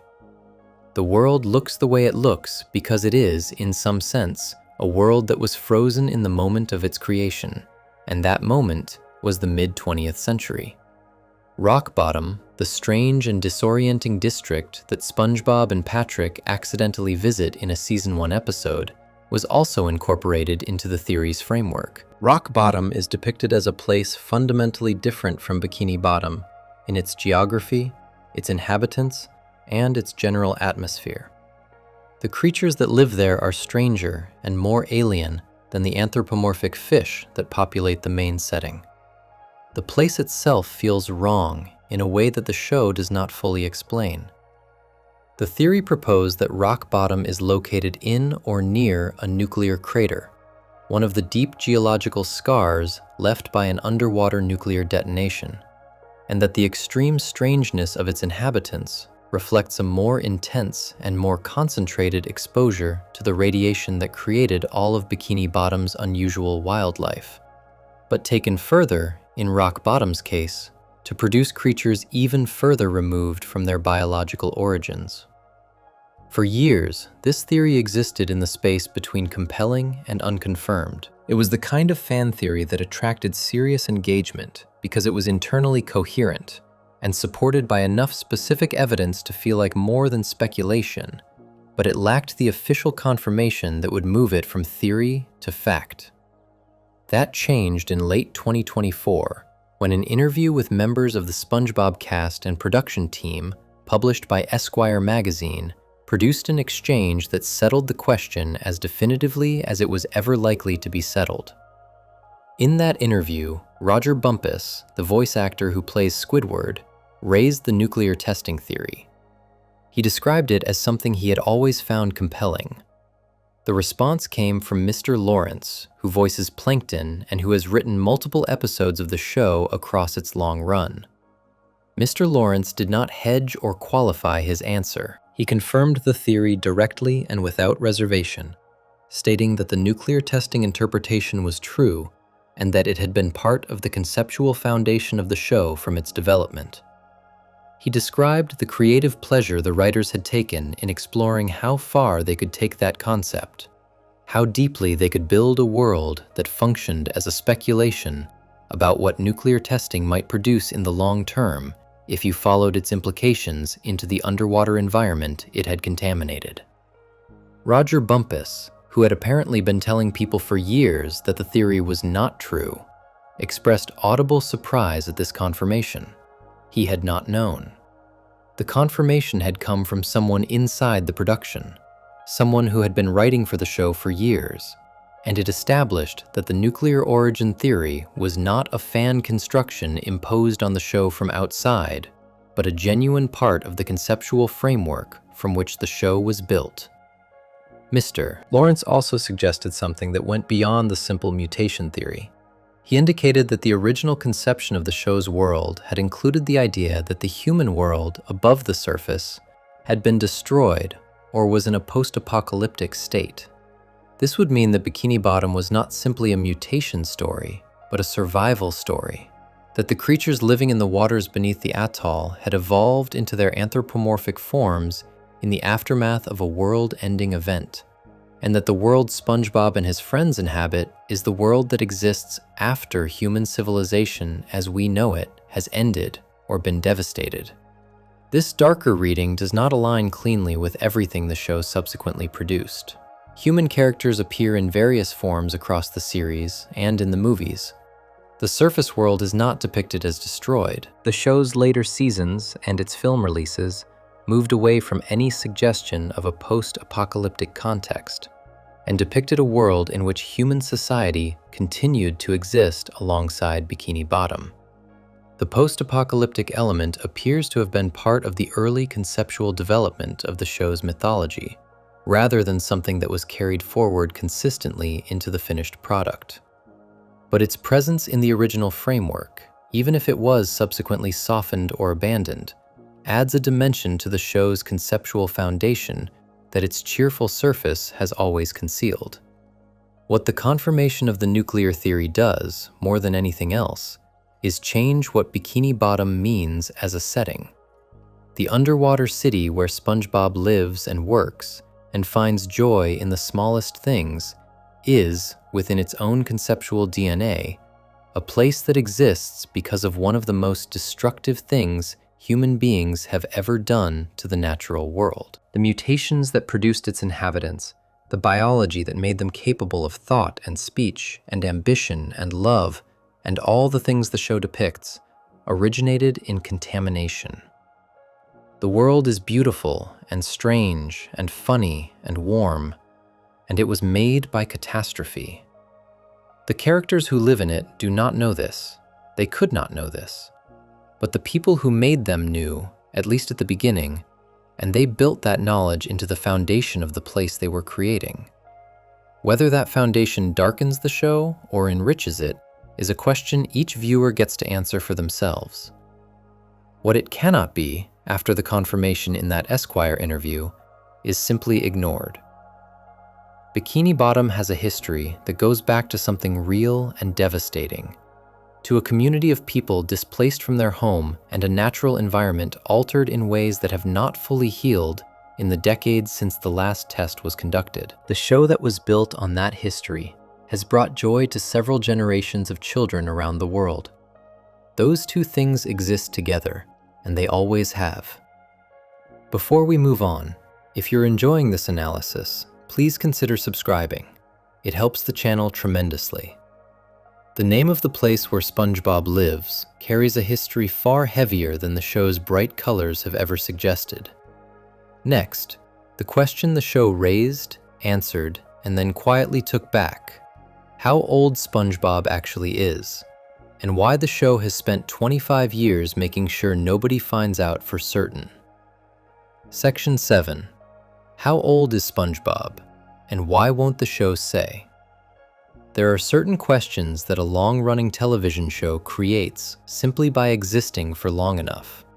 A show that runs for one season and tells a complete story leaves behind a relatively contained set of facts about its characters. The audience knows what they know, and there is a clear boundary around it. But a show that runs for more than 2 decades, that produces hundreds of episodes across more than 13 seasons, that spawns movies and spin-offs and merchandise and stage productions, creates a much more complicated relationship with the basic facts of the world it has built. Details established early in a show's run can contradict details established later. Character traits can shift. The internal logic of the world can develop inconsistencies that accumulate over time until the show is carrying a weight of unresolved contradictions that it can neither acknowledge nor fully ignore. SpongeBob SquarePants has been running since 1999. It has produced more episodes than most people could watch in a single sitting, even if they committed an entire week to the task. It has introduced and revisited and occasionally revised its characters and its world across a span of time that encompasses the entire adult lives of the generation that grew up watching it. And in all of that time, across all of those episodes, across all of those seasons, the show has never settled one of the most basic questions a viewer might ask about its main character. How old is SpongeBob SquarePants? Not approximately, not in spirit, not in the cheerful, ageless way that cartoon characters are sometimes described as existing outside of time. Actually, concretely, specifically old. What age is SpongeBob when the show takes place? And has that age ever been definitively established in a way that the show itself is willing to stand behind? The answer to that question is more complicated than it has any right to be, and the complication is not accidental.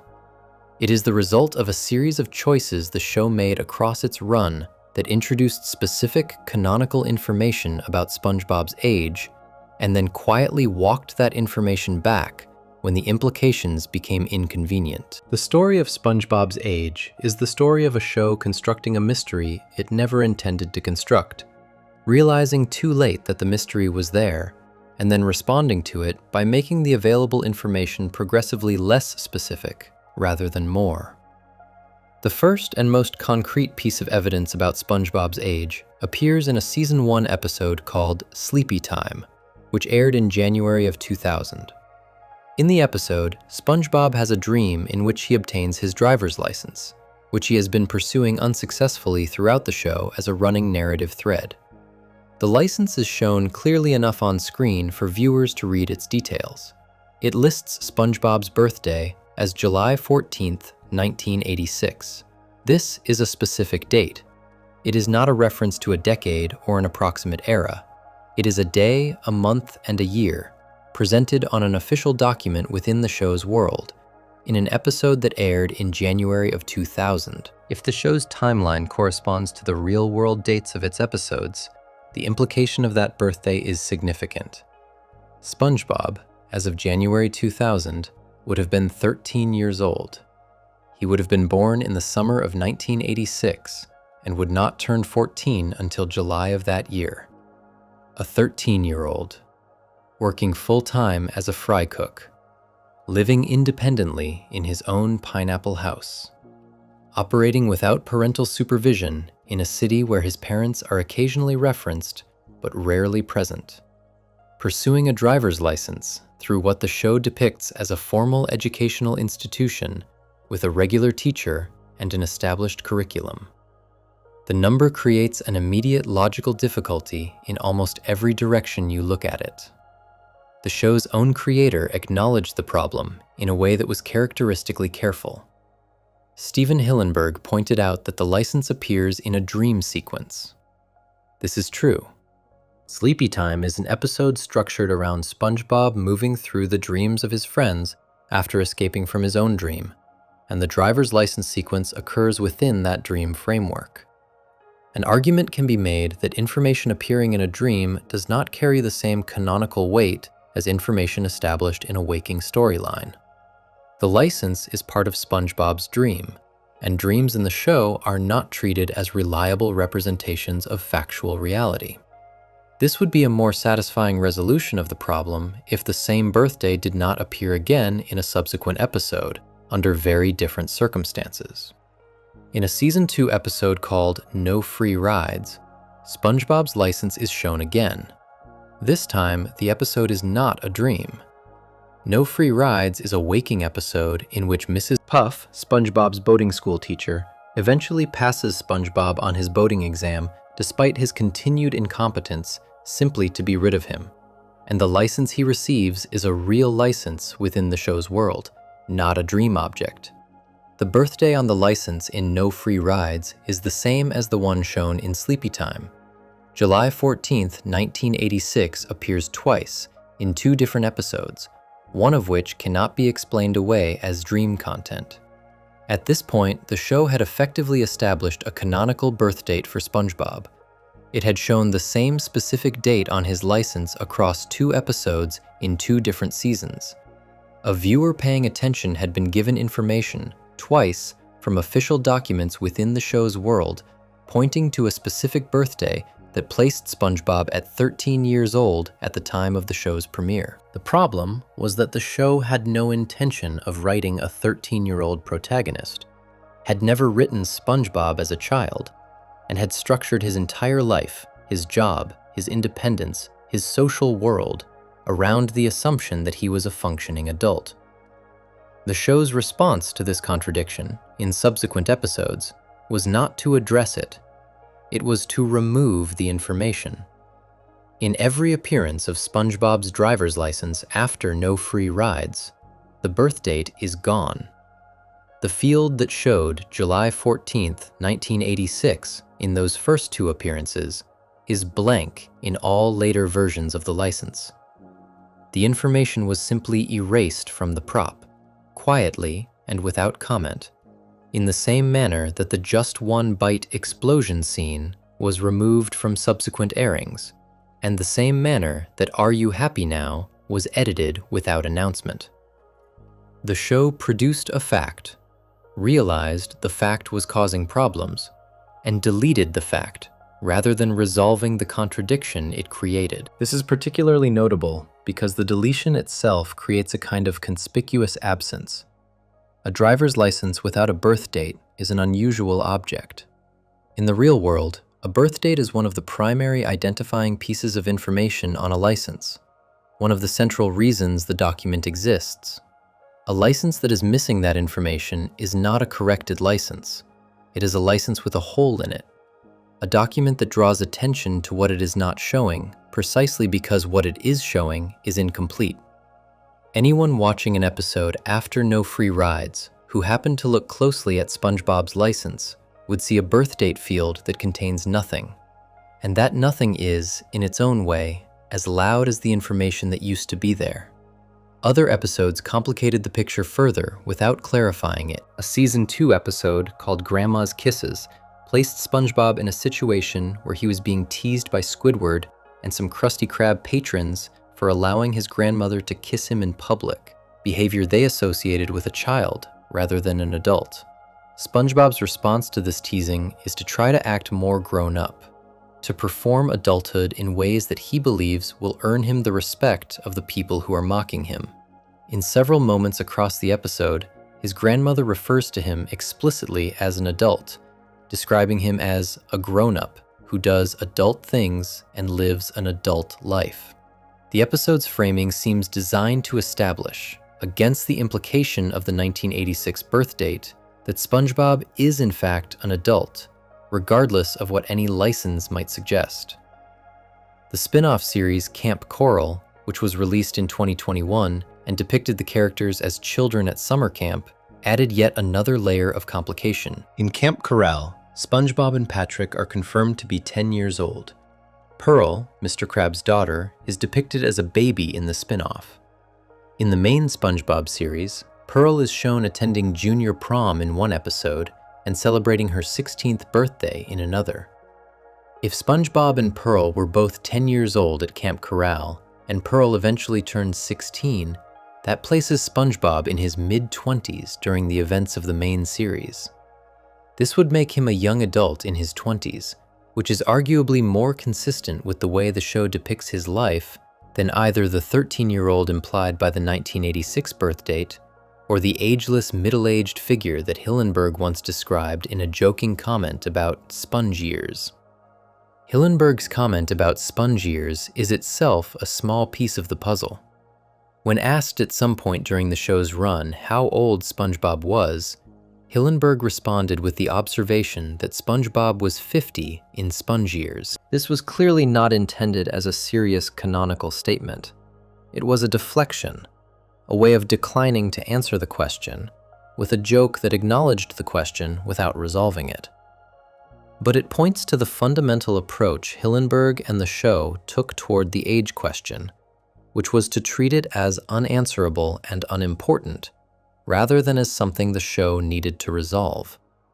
The character's age was not meant to be a fixed fact. It was meant to be irrelevant, a detail that did not need to be established, because the show was not interested in the kind of continuity that would make it matter.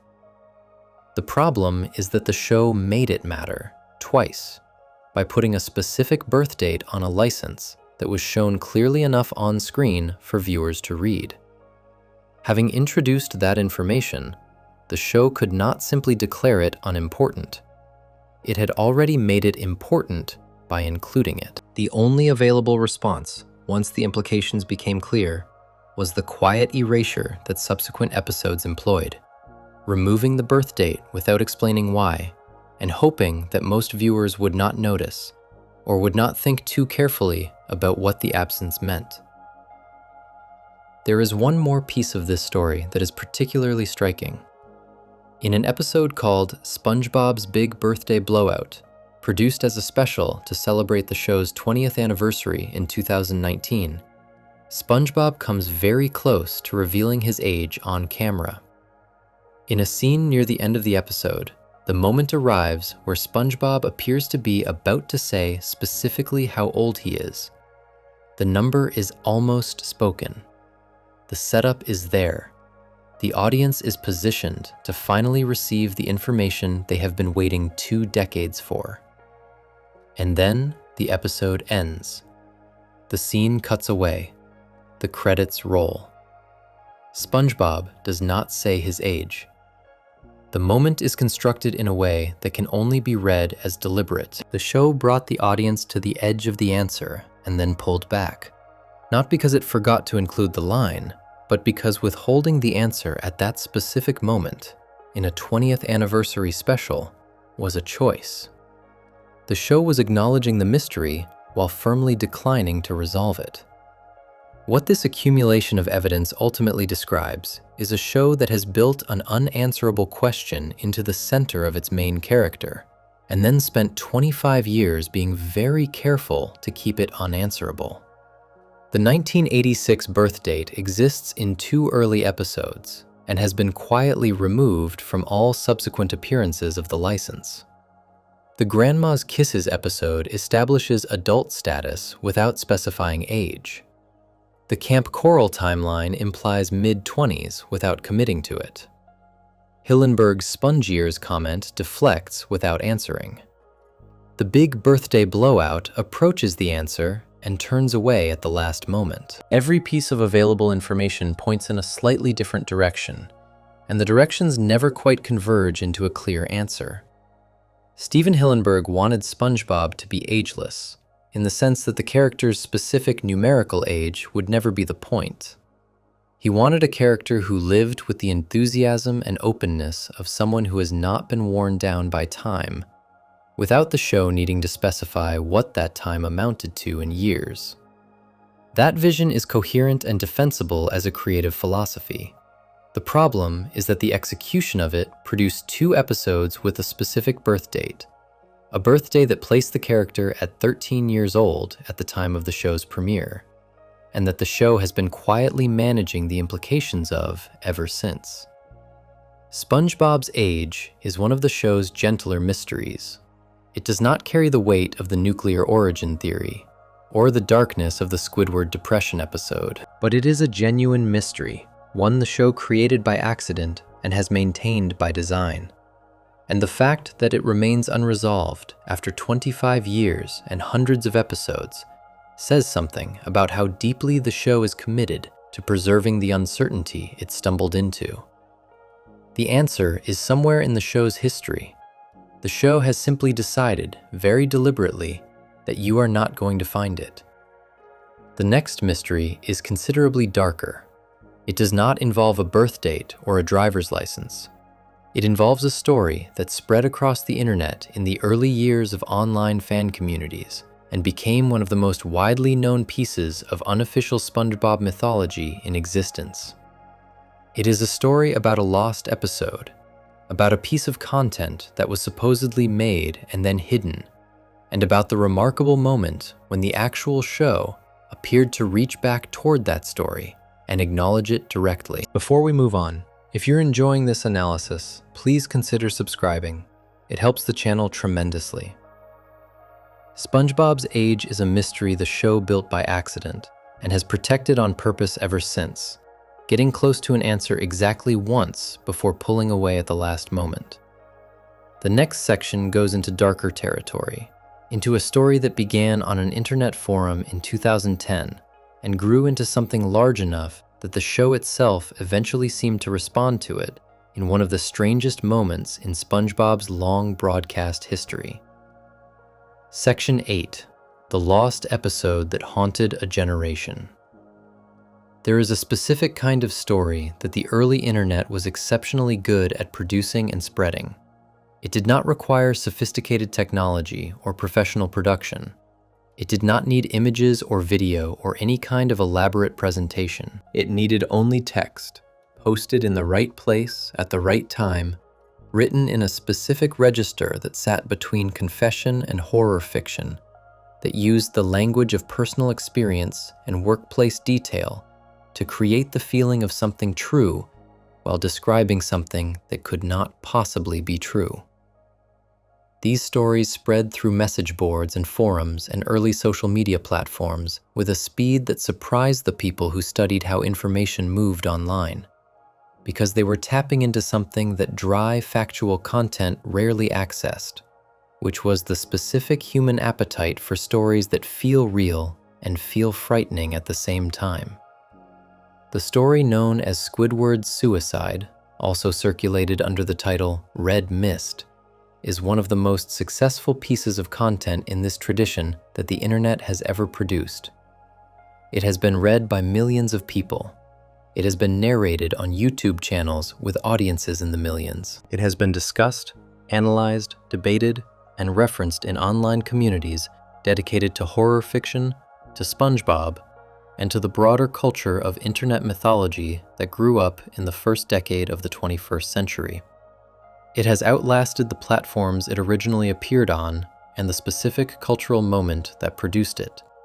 And it sits in a particular relationship to the actual television show it claims to be about.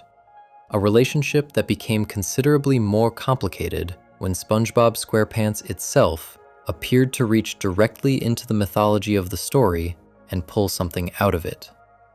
The story was first posted on an anonymous image board called 7chan, specifically on the board designated for paranormal and unexplained content, in April of 2010. The author was anonymous, as was standard for content posted on that platform, and the story has never been definitively attributed to a specific named individual. What the author produced was a piece of first-person writing framed as a genuine personal account, a testimony from someone who described themselves as having been an unpaid intern at Nickelodeon Studios in 2005. The narrator of the story describes being asked, along with a small group of other interns and members of the production team, including animators and sound editors, to watch a copy of what was supposed to be a new SpongeBob episode for review purposes. The narrator establishes the workplace context carefully and with specific detail. They describe the editing room, the people present, the process by which episodes were reviewed before final broadcast.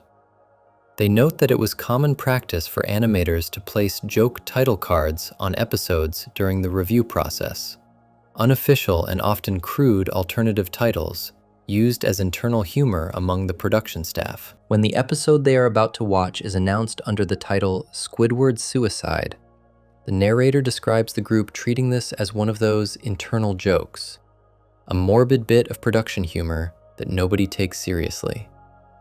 The episode is expected to be Fear of a Krabby Patty, a real Season 4 episode, and the joke title is assumed to be the usual kind of office irreverence. What the story describes happening next is the gradual deterioration of a seemingly normal episode into something deeply wrong. The episode begins in a recognizable SpongeBob register. Squidward is practicing clarinet. SpongeBob and Patrick are laughing outside his window.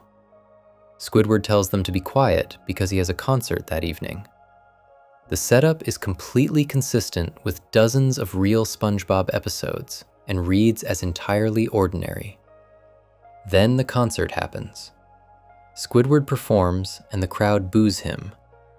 But the crowd's eyes are wrong. They have red eyes, hyper-realistic and deeply unsettling, inconsistent with the animation style of the show. The wrongness is subtle at first, and then becomes impossible to ignore as the episode progresses. The story describes Squidward returning to his home after the failed concert, sitting on his bed and crying. The crying is depicted in the story's account with a realism and a duration that is completely unlike anything the actual show would produce. It is not cartoon sadness. It is not exaggerated for effect or resolved quickly. The narrator describes the sound of the crying as genuine and uncomfortable, the kind of thing that produces instinctive unease in the people watching it, because it sounds like a real expression of despair rather than an animated approximation of one. The animators and editors in the room, the story says, are becoming visibly disturbed. The atmosphere in the editing room shifts. Then the story introduces what became its most discussed and most disturbing element. The footage, the story claims, is periodically interrupted by images that have nothing to do with SpongeBob or with animation of any kind. These are described as photographs, realistic and extremely graphic, depicting violence against children. The narrator does not describe these images in detail and is careful about how specifically they are characterized, but the implication is clear and deeply unsettling. Someone, in this story's account, has inserted genuinely disturbing, real-world content into what was supposed to be a children's cartoon episode. The production staff reacts with horror. The screening is stopped. People leave the room. Management is called. The episode ends, in the story, with Squidward looking directly at the camera with those hyper-realistic red eyes. He raises a shotgun. The screen goes dark. A gunshot is heard.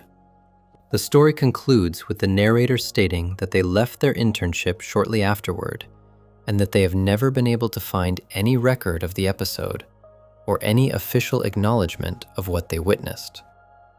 The final line of the story, establishing its horror fiction credentials while maintaining its first-person testimonial structure, states simply that the narrator still does not have an explanation for what they saw.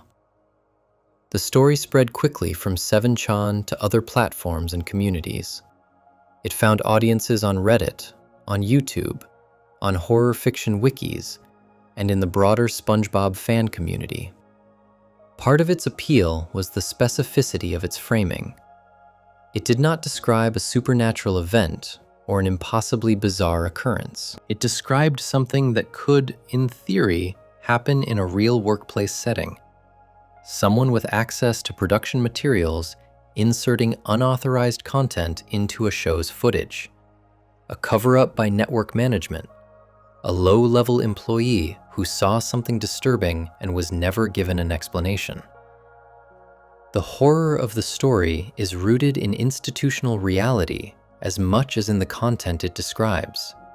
In the idea that the corporate infrastructure around a beloved children's show could contain something deeply wrong without anyone in the public ever knowing. The detail about the red eyes became the story's most iconic visual element. The image of Squidward with hyper-realistic, deeply red eyes became one of the most widely recognized pieces of SpongeBob fan mythology online, appearing in fan art, in meme formats, in discussion threads, and in YouTube thumbnails across the decade following the story's original posting. People who had never read the original Squidward suicide story recognized the red eyes as a reference to something. The image had detached itself from the story that produced it and taken on a life of its own in the visual language of internet culture. The story also spawned an entire subgenre of content.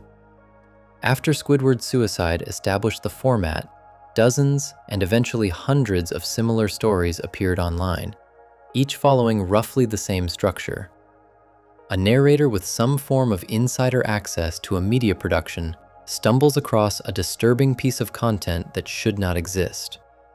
The content contains imagery or sounds that are deeply wrong. The discovery is covered up by institutional forces. The narrator is left with an experience they cannot verify or explain. These stories became known collectively as lost episode creepypastas, and they were written about virtually every major children's cartoon of the 1990s and early 2000s. Squidward's suicide was not simply a successful piece of horror fiction. It was the founding document of a recognizable genre.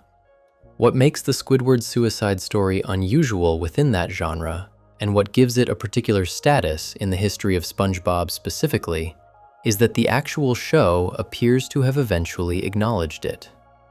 The acknowledgement, if that is what it was, came in a season 12 episode called SpongeBob in Random Land, which aired in 2019. The episode's central conceit involves SpongeBob and Squidward visiting a location called Random Land, a place where the normal rules of logic and visual coherence do not apply. The episode uses this premise to construct a sequence in which SpongeBob opens a series of doors, each of which reveals a different and increasingly strange alternate version of one of the show's characters.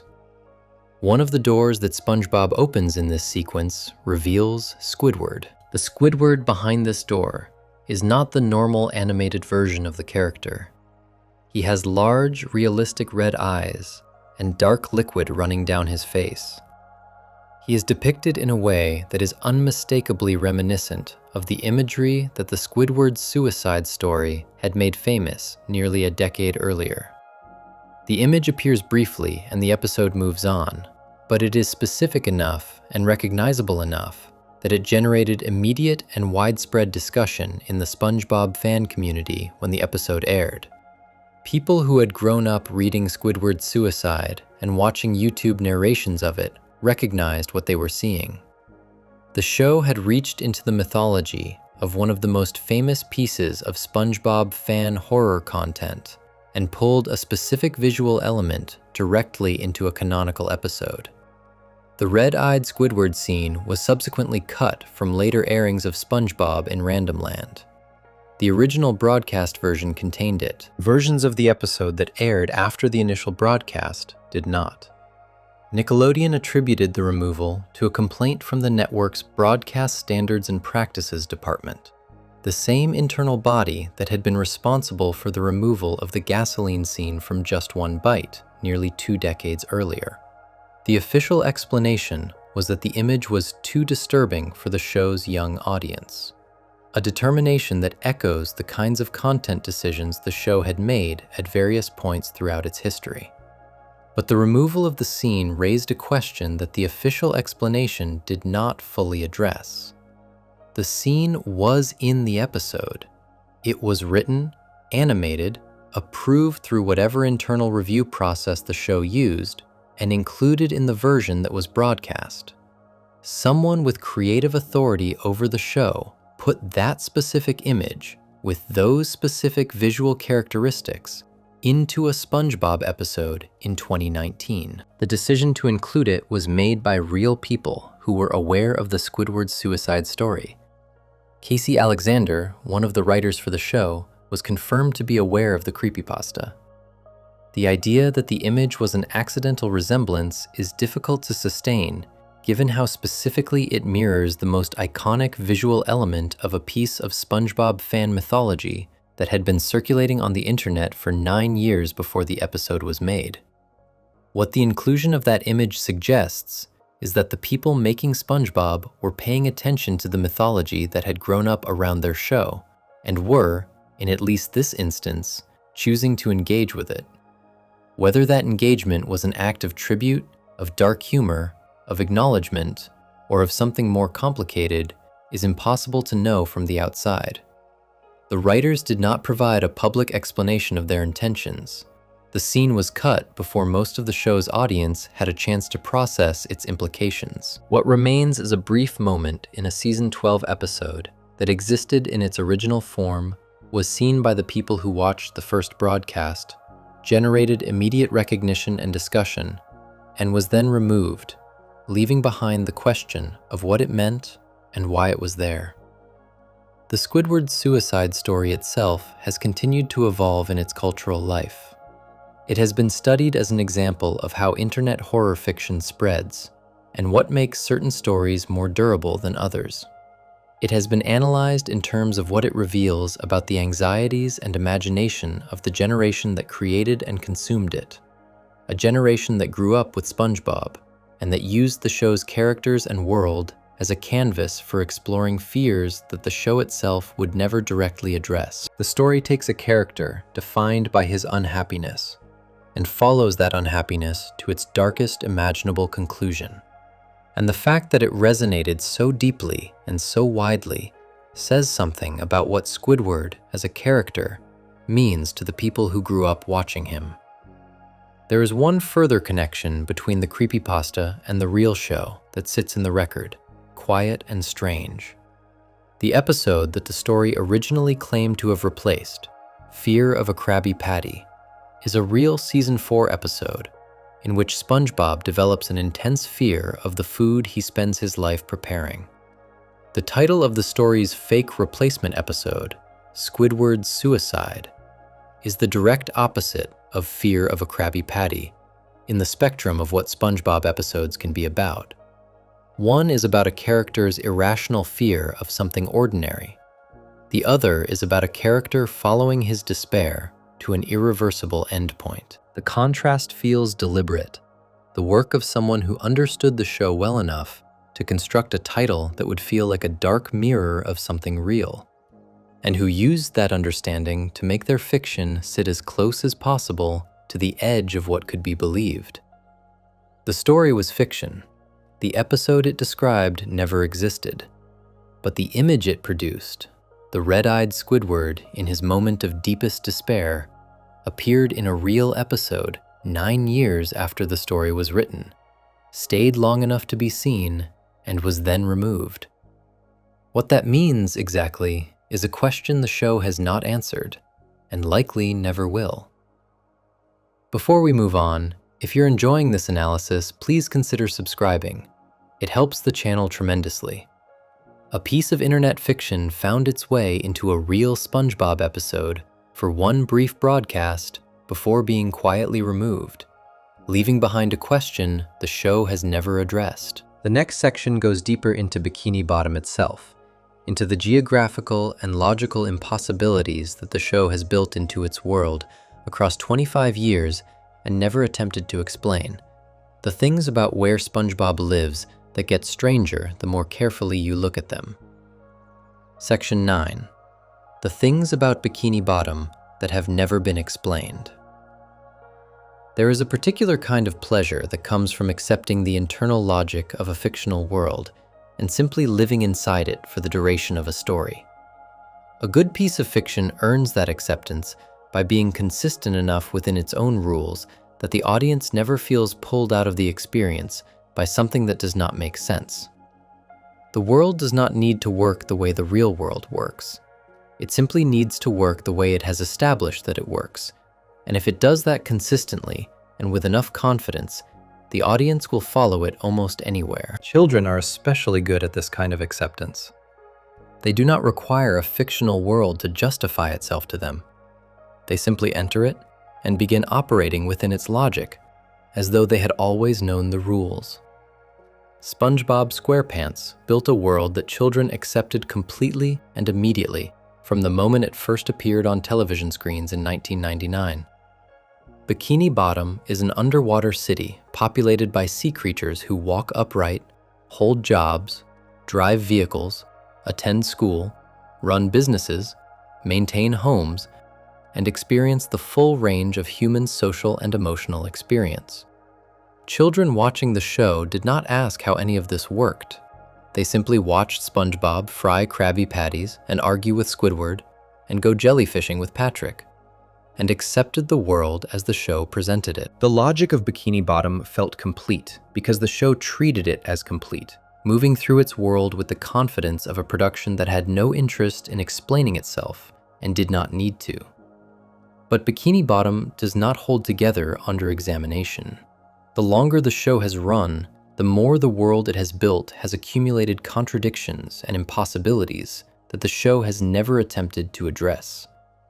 Some of these are relatively minor, the kind of internal inconsistencies that appear in virtually every long-running animated series simply because continuity is difficult to maintain across hundreds of episodes written by different people over many years.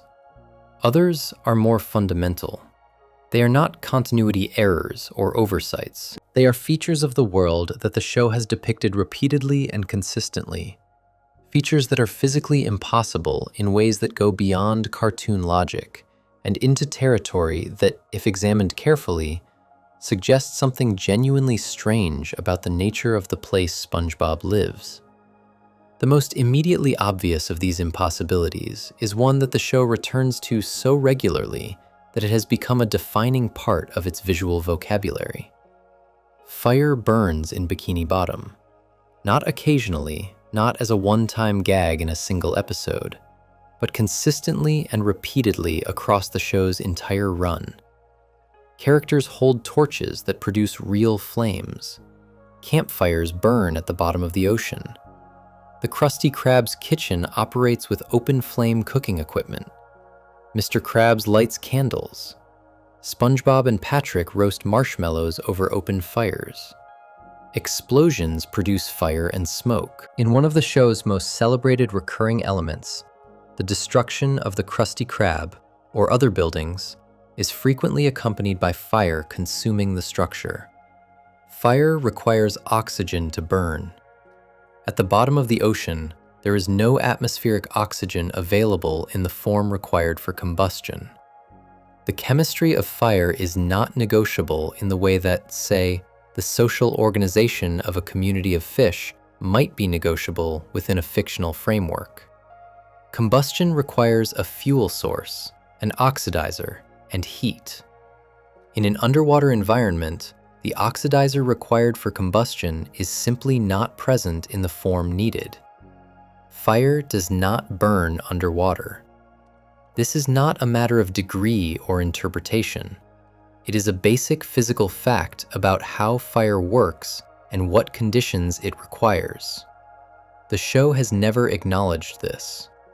It has never constructed a fictional explanation for why fire behaves differently in Bikini Bottom than it does in the physical world. It simply shows fire burning underwater, consistently and without comment, episode after episode, across more than 25 years. Viewers accept this because the show presents it as normal, and because the broader context of an underwater city where fish drive boats and snails meow like cats has already established that the world operates by its own rules. But fire is different from talking fish or anthropomorphic sponges in an important way. Talking fish and anthropomorphic sponges are extensions of real biological entities into a fictional register. Fire behaving in a way that is physically impossible is not an extension of anything. It is simply wrong, in a way that sits in the show's world quietly and permanently, never explained and never addressed. The boats are a related impossibility that the show has built its entire driving subplot around. Boating school is one of the show's foundational narrative elements. SpongeBob's repeated failure to obtain his boating license is a running thread that has generated dozens of episodes across the show's run. Mrs. Puff's boating school is a real institution in Bikini Bottom, with students, curriculum, and formal licensing procedures. Characters drive boats through Bikini Bottom the way people in land-based cities drive cars. The boats move through the underwater environment as vehicles of transportation, operated by the show's characters as a normal part of daily life. Boats are watercraft. They are designed to travel on the surface of water, not through it. The physics that make a boat function as a vehicle, the buoyancy that keeps it on the surface, the relationship between its hull and the water beneath it, are all predicated on the boat existing at the boundary between water and air. A boat operating fully submerged at the bottom of the ocean would not function as a vehicle in any recognizable sense. It would not move the way the show's boats move. It would not behave the way any vehicle designed for surface travel would behave at depth. The boats of Bikini Bottom are not submarines. They are not designed for underwater operation. They are surface vessels, driving along the floor of the ocean as though the ocean floor were a road and the water above were simply sky. The show has used this impossibility as the premise for one of its most beloved recurring comedy frameworks. Mrs. Puff's terror at SpongeBob's driving is a reliable source of comedy across seasons and decades. The boating school exists as a fully realized institution with its own internal logic. The impossibility of what it teaches, the operation of surface vessels at the bottom of the ocean, has never been the point. The point is the comedy of SpongeBob's incompetence and Mrs. Puff's suffering. But the impossibility sits underneath all of it, an unexplained feature of the world that the show has made central to its ongoing narrative. The question of how characters breathe in Bikini Bottom is another impossibility that the show has managed through selective application rather than consistent logic. Fish breathe through gills, extracting dissolved oxygen from water. Sea creatures that breathe through gills do not require atmospheric air. In this sense, the fish and cephalopods and crustaceans that populate Bikini Bottom should be perfectly comfortable in their underwater environment without any special respiratory accommodation. The show is consistent on this point for its aquatic characters. SpongeBob, Patrick, Squidward, Mr. Krabs, and the other ocean-dwelling residents of Bikini Bottom move through the water of their world without any apparent respiratory difficulty. Sandy Cheeks, the Texas squirrel, is the exception that the show handles through the specific device of her pressurized tree dome and her air helmet. Sandy requires air to breathe. The show establishes this clearly and maintains it with reasonable consistency. When Sandy is outside her tree dome and away from her air supply, she needs her helmet. The show has depicted what happens when that helmet is compromised or removed, and the consequences are appropriately serious within the show's framework. The Sandy exception is actually one of the more logically coherent elements of Bikini Bottom's world, a clear establishment of a rule and a consistent application of it. What the show has never been able to fully reconcile is what happens at the surface. In multiple episodes, characters travel above the water's surface into the air above the ocean. In the first SpongeBob movie, the characters spend significant time on land in a desert environment. In SpongeBob Out of Water, the characters exist in an above-water world for an extended period. In various episodes, characters interact with the sky above the ocean, with the surface of the water as a ceiling above Bikini Bottom, and with the world beyond that surface in ways that require the show to acknowledge that there is an above-water world without fully reckoning with what that means for the underwater world below it. The pressure question is one that the show has never touched. Water pressure at ocean depth is not trivial. The deepest known oceanic trenches exist at pressures that would be instantly fatal to an unprotected human being. Bikini Atoll, which, as established in the previous section, is the real-world location above Bikini Bottom, sits in relatively shallow water by oceanic standards, but the ocean floor beneath an atoll in the Pacific is still at a depth that involves water pressure significantly greater than what exists at the surface. The creatures of Bikini Bottom operate in this environment without any apparent pressure-related difficulty, which is consistent with the biology of actual deep-sea organisms that are adapted to high-pressure environments. But the show also regularly features characters appearing at the surface, transitioning between pressure environments, and interacting with above-water settings, without any of the physiological consequences that would accompany those transitions in the real world. Rock Bottom deserves particular attention in any examination of Bikini Bottom's unexplained geography. Rock Bottom appears in a Season 1 episode of the same name, in which SpongeBob and Patrick accidentally board the wrong bus and find themselves deposited in a location that is clearly distinct from Bikini Bottom in ways that go beyond simple geographic difference. Rock Bottom is deeper than Bikini Bottom. The episode establishes this through the bus route that leads there, traveling downward into a region that exists below the main city. The creatures that inhabit Rock Bottom are different from the creatures of Bikini Bottom in a fundamental way. They are stranger, more alien, less anthropomorphic in the familiar cartoon sense. They speak a language that SpongeBob cannot understand, distinguished from the English spoken in Bikini Bottom by the addition of a distinctive sound that functions as a kind of linguistic marker of profound otherness. Even the physics of Rock Bottom seem slightly different, with the geometry of the place feeling subtly wrong in ways the episode does not explain. Within the nuclear origin framework established in the previous section, Rock Bottom's strangeness takes on a specific implication. If Bikini Bottom was created by the radiation from nuclear testing at the atoll above it, and if the characters of Bikini Bottom represent the result of that radiation acting on organisms in the shallow water near the testing site, then Rock Bottom, which sits deeper and has inhabitants that are even more radically altered from their original biological forms, could represent the epicenter of that radiation, the place closest to an underwater detonation point where the effects were most intense and most transformative. The creatures of Rock Bottom are not simply different from the creatures of Bikini Bottom. They are further along a spectrum of change that the nuclear testing initiated. They are what happens when the process that produced SpongeBob and his neighbors is taken to a more extreme degree. The show has never offered this explanation, or any other, for Rock Bottom's specific character. The episode in which it appears treats it as a mystery that resolves comedically when SpongeBob finds his way back to Bikini Bottom, and the location has appeared occasionally in subsequent episodes, without ever receiving the kind of narrative attention that would place it clearly within the show's world building. It remains what it was in its first appearance, a place that is clearly wrong in ways that feel intentional, but that the show has chosen not to explain. The Mermaid Man and Barnacle Boy characters, who appear throughout the show's run as aged superhero characters living in a retirement home in Bikini Bottom, present their own unexplained mystery. They are human beings.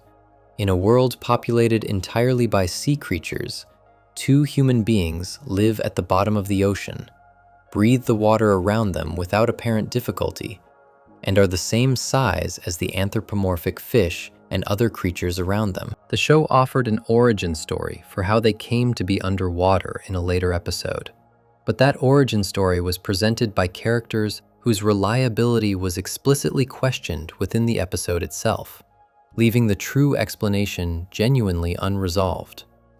Two human beings live at the bottom of the ocean. The show has never fully explained how or why, beyond a story that the characters telling it acknowledged might not be accurate. What all of these impossibilities and unexplained elements share is the quality of having been present in the show for so long that most viewers have stopped seeing them as questions. They are simply features of Bikini Bottom's landscape, accepted the way the world of the show is accepted, because the show treats them as normal, and because the accumulated weight of 25 years of episodes has made the world feel as though it has always been exactly the way it is. The fire burns, the boats drive, the pressure has no consequences. Rock Bottom is strange in ways nobody will explain. Human beings live underwater. The show moves forward cheerfully, carrying all of these impossibilities with it, and has never once turned around to acknowledge any of them. The final mystery in this collection is different from the ones that preceded it. It is not rooted in a production decision, or a historical event, or a piece of internet mythology. It lives inside the show's most central and most long-running narrative element, the thing that has driven more episodes than any other single premise across the entire run of SpongeBob SquarePants. It is the secret at the heart of the Krusty Krab, and the answer to it, according to the people who made the show, would end everything. Before we move on, if you're enjoying this analysis, please consider subscribing. It helps the channel tremendously. Bikini Bottom carries more impossibilities than 25 years of cheerful episodes have ever acknowledged, and together they add up to something stranger than any single one suggests. Next, the oldest mystery the show has ever maintained, the one secret its creators have said they will never reveal, because revealing it would mean the end of everything. Section 10. The Krabby Patty Formula and the secret the show refuses to give. There are mysteries that exist because nobody has found the answer yet. The answer is out there somewhere, in a document or a recording or a person's memory, and the reason it has not been found is simply that the search has not yet reached the right place. Those mysteries have a particular quality to them, a sense of incompleteness that feels temporary, a feeling that resolution is possible even if it has not arrived. And then there are mysteries that exist because the people who hold the answer have decided, consciously and deliberately, that the answer will not be given. Not because the answer does not exist, not because the question is unanswerable in principle, but because the answer serves a specific purpose in its unrevealed state that it could not serve if it were known. And that purpose is more valuable than the satisfaction of knowing. The Krabby Patty formula is the second kind of mystery. It is the oldest sustained narrative thread in SpongeBob SquarePants. It predates every controversy the show has generated, every episode that was pulled from rotation, every scan that was removed from an airing. It was present in the show before any of the things discussed in this video had happened, and it has continued to drive storylines long after all of them. The question of what the Krabby Patty formula contains, what secret ingredient or combination of ingredients makes the Krusty Krab's signature product so irresistible to everyone who eats one, has been raised in some form across hundreds of episodes spanning more than 25 years. It has never been answered. The show has confirmed, through the statements of its creators, that it will not be answered. And the reason it will not be answered is one of the most interesting things about the entire premise. The Krabby Patty is the foundation on which Bikini Bottom's economy and social life rest. The Krusty Krab exists because of it. SpongeBob's job exists because of it. The entire relationship between Mr. Krabs and Plankton, which has generated more individual episode plots than almost any other premise in the show's history, exists because of it. Plankton's singular obsession across decades of storytelling is obtaining the Krabby Patty formula. Every scheme he devises, every alliance he attempts, every piece of technology he builds in his laboratory serves the ultimate goal of getting his hands on the secret recipe that Mr. Krabs keeps locked in a bottle inside a safe inside the Krusty Krab.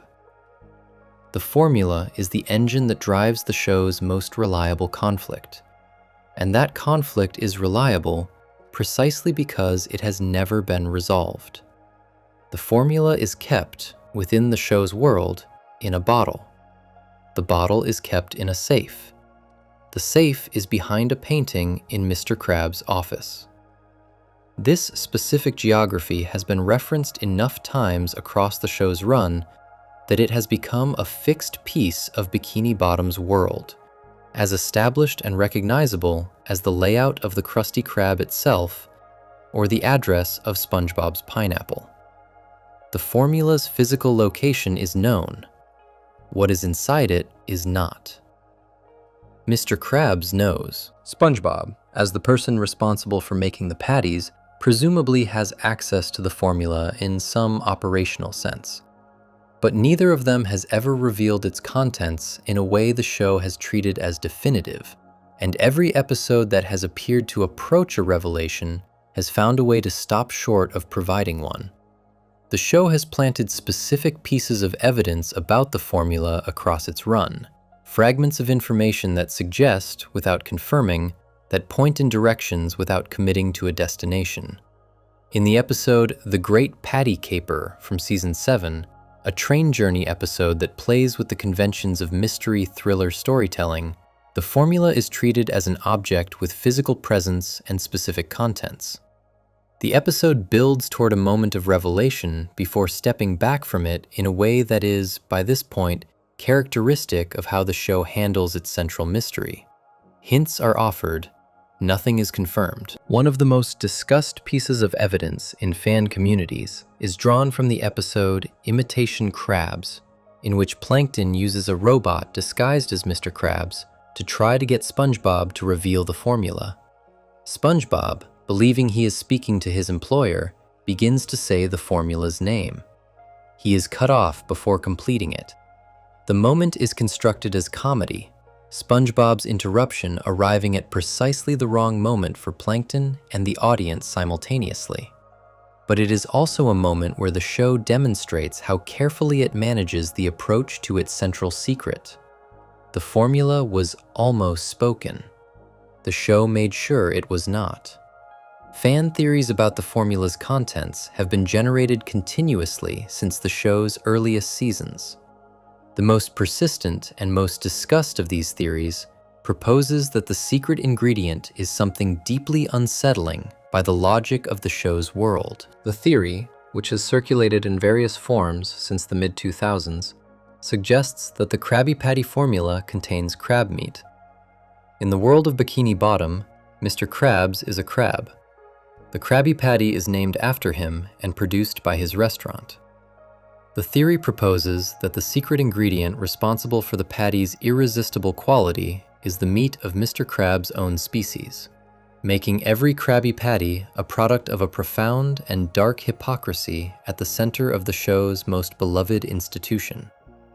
The theory is supported by the notable absence of other crabs in Bikini Bottom. Throughout the show's long run, Mr. Krabs stands as the only prominent crab character in the main cast, and one of the very few crab characters in the world of the show generally. Fish are everywhere.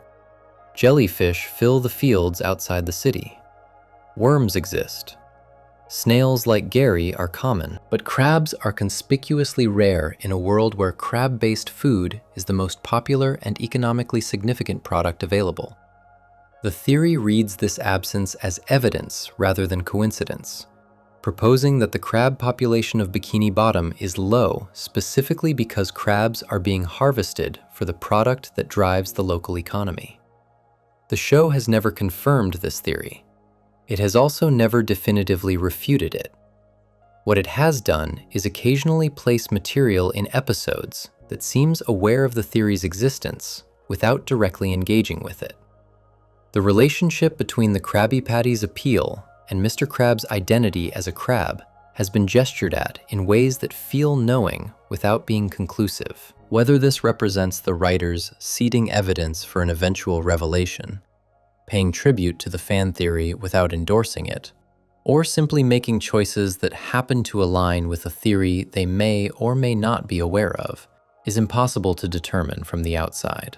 The creators of the show have addressed the formula question directly on at least one notable occasion, and what they said about it is the clearest statement of why the mystery has been maintained for so long. The position, expressed in various forms by people connected to the show's production, is that the formula cannot be revealed because revealing it would end the show. The logic of this position is straightforward once stated. The Krabby Patty formula is the engine of the show's central conflict. Plankton wants it, Mr. Krabs has it, SpongeBob protects it. Every episode built around that dynamic depends on the formula remaining unknown and unobtained. If the formula were revealed, if Plankton finally got it, or if the audience finally learned what it contained, the conflict that has driven more SpongeBob storylines than any other single premise would be resolved. A resolved conflict cannot drive new stories. The show would have to find a different engine, and the engine it has used for 25 years would be gone. This is a remarkably honest acknowledgement of how the mystery functions. The formula is not kept secret because the answer is dramatically satisfying in its unknown state, the way some mysteries are more interesting as questions than they would be as answers. It is kept secret because the secret is doing structural work for the show that an answer cannot do. The mystery is a machine. Revealing the answer would break the machine. So the answer will not be revealed, not because it does not exist, but because its existence in an unrevealed state is more valuable to the show than its revelation would be. What this means for the audience is a relationship with a mystery that is unlike most mysteries a long-running show creates. Most narrative mysteries are constructed with the implicit promise of eventual resolution. The audience waits and watches because they believe the answer is coming. The Krabby Patty formula offers no such promise. The people making the show have stated that the answer will not come, and the 25-year record of the show declining to provide it confirms that this is not a promise deferred, but a promise withheld by design. The audience is not waiting for an answer. They are watching a show that has decided the waiting is the point. And yet the mystery works. It has worked for 25 years, across more than 1,000 episodes, through multiple creative eras and changing production teams, and the death of the show's creator, and the controversies and the pulled episodes, and all the complicated history this video has covered. The question of what is in the Krabby Patty formula has continued to drive stories and generate engagement, and hold the attention of an audience that knows, at some level, that the answer will never come. The mystery has outlasted the golden era that produced it. It has outlasted Steven Hillenburg himself. It continues to function as the show continues to run, pulling plankton back to the Krusty Krab in episode after episode, placing Mr. Krabs in the position of guardian once more, putting SpongeBob between the secret and the person who wants it. The Krabby Patty formula is, in the end, the most honest thing about SpongeBob SquarePants. It is a show that has always known more than it tells. It has always carried things beneath its cheerful surface that it was not going to share, whether those things were the nuclear history of the place it was set, or the true age of its main character, or the contents of the bottle in the safe behind the painting in Mr. Krabs' office. The formula is simply the version of that withholding that the show has made most visible, the secret it has turned into a premise, the thing it holds back, not quietly, but loudly and repeatedly, in episode after episode, daring the audience to keep watching for an answer it has already decided not to give. SpongeBob SquarePants is a show about a cheerful sponge who loves his job and his friends and the world he lives in. It is also a show built on a nuclear catastrophe, carrying pulled episodes and deleted scenes and dark moments its creators had to walk back, protecting the wishes of a dead man imperfectly, and guarding at its center a secret it will take to whatever ending eventually comes. Both of those things are true. They have always both been true. The formula stays locked in its bottle, in its safe, behind its painting, and the show goes on. If you enjoyed this video essay, make sure to subscribe. Thanks for watching, and I'll see you in the next one.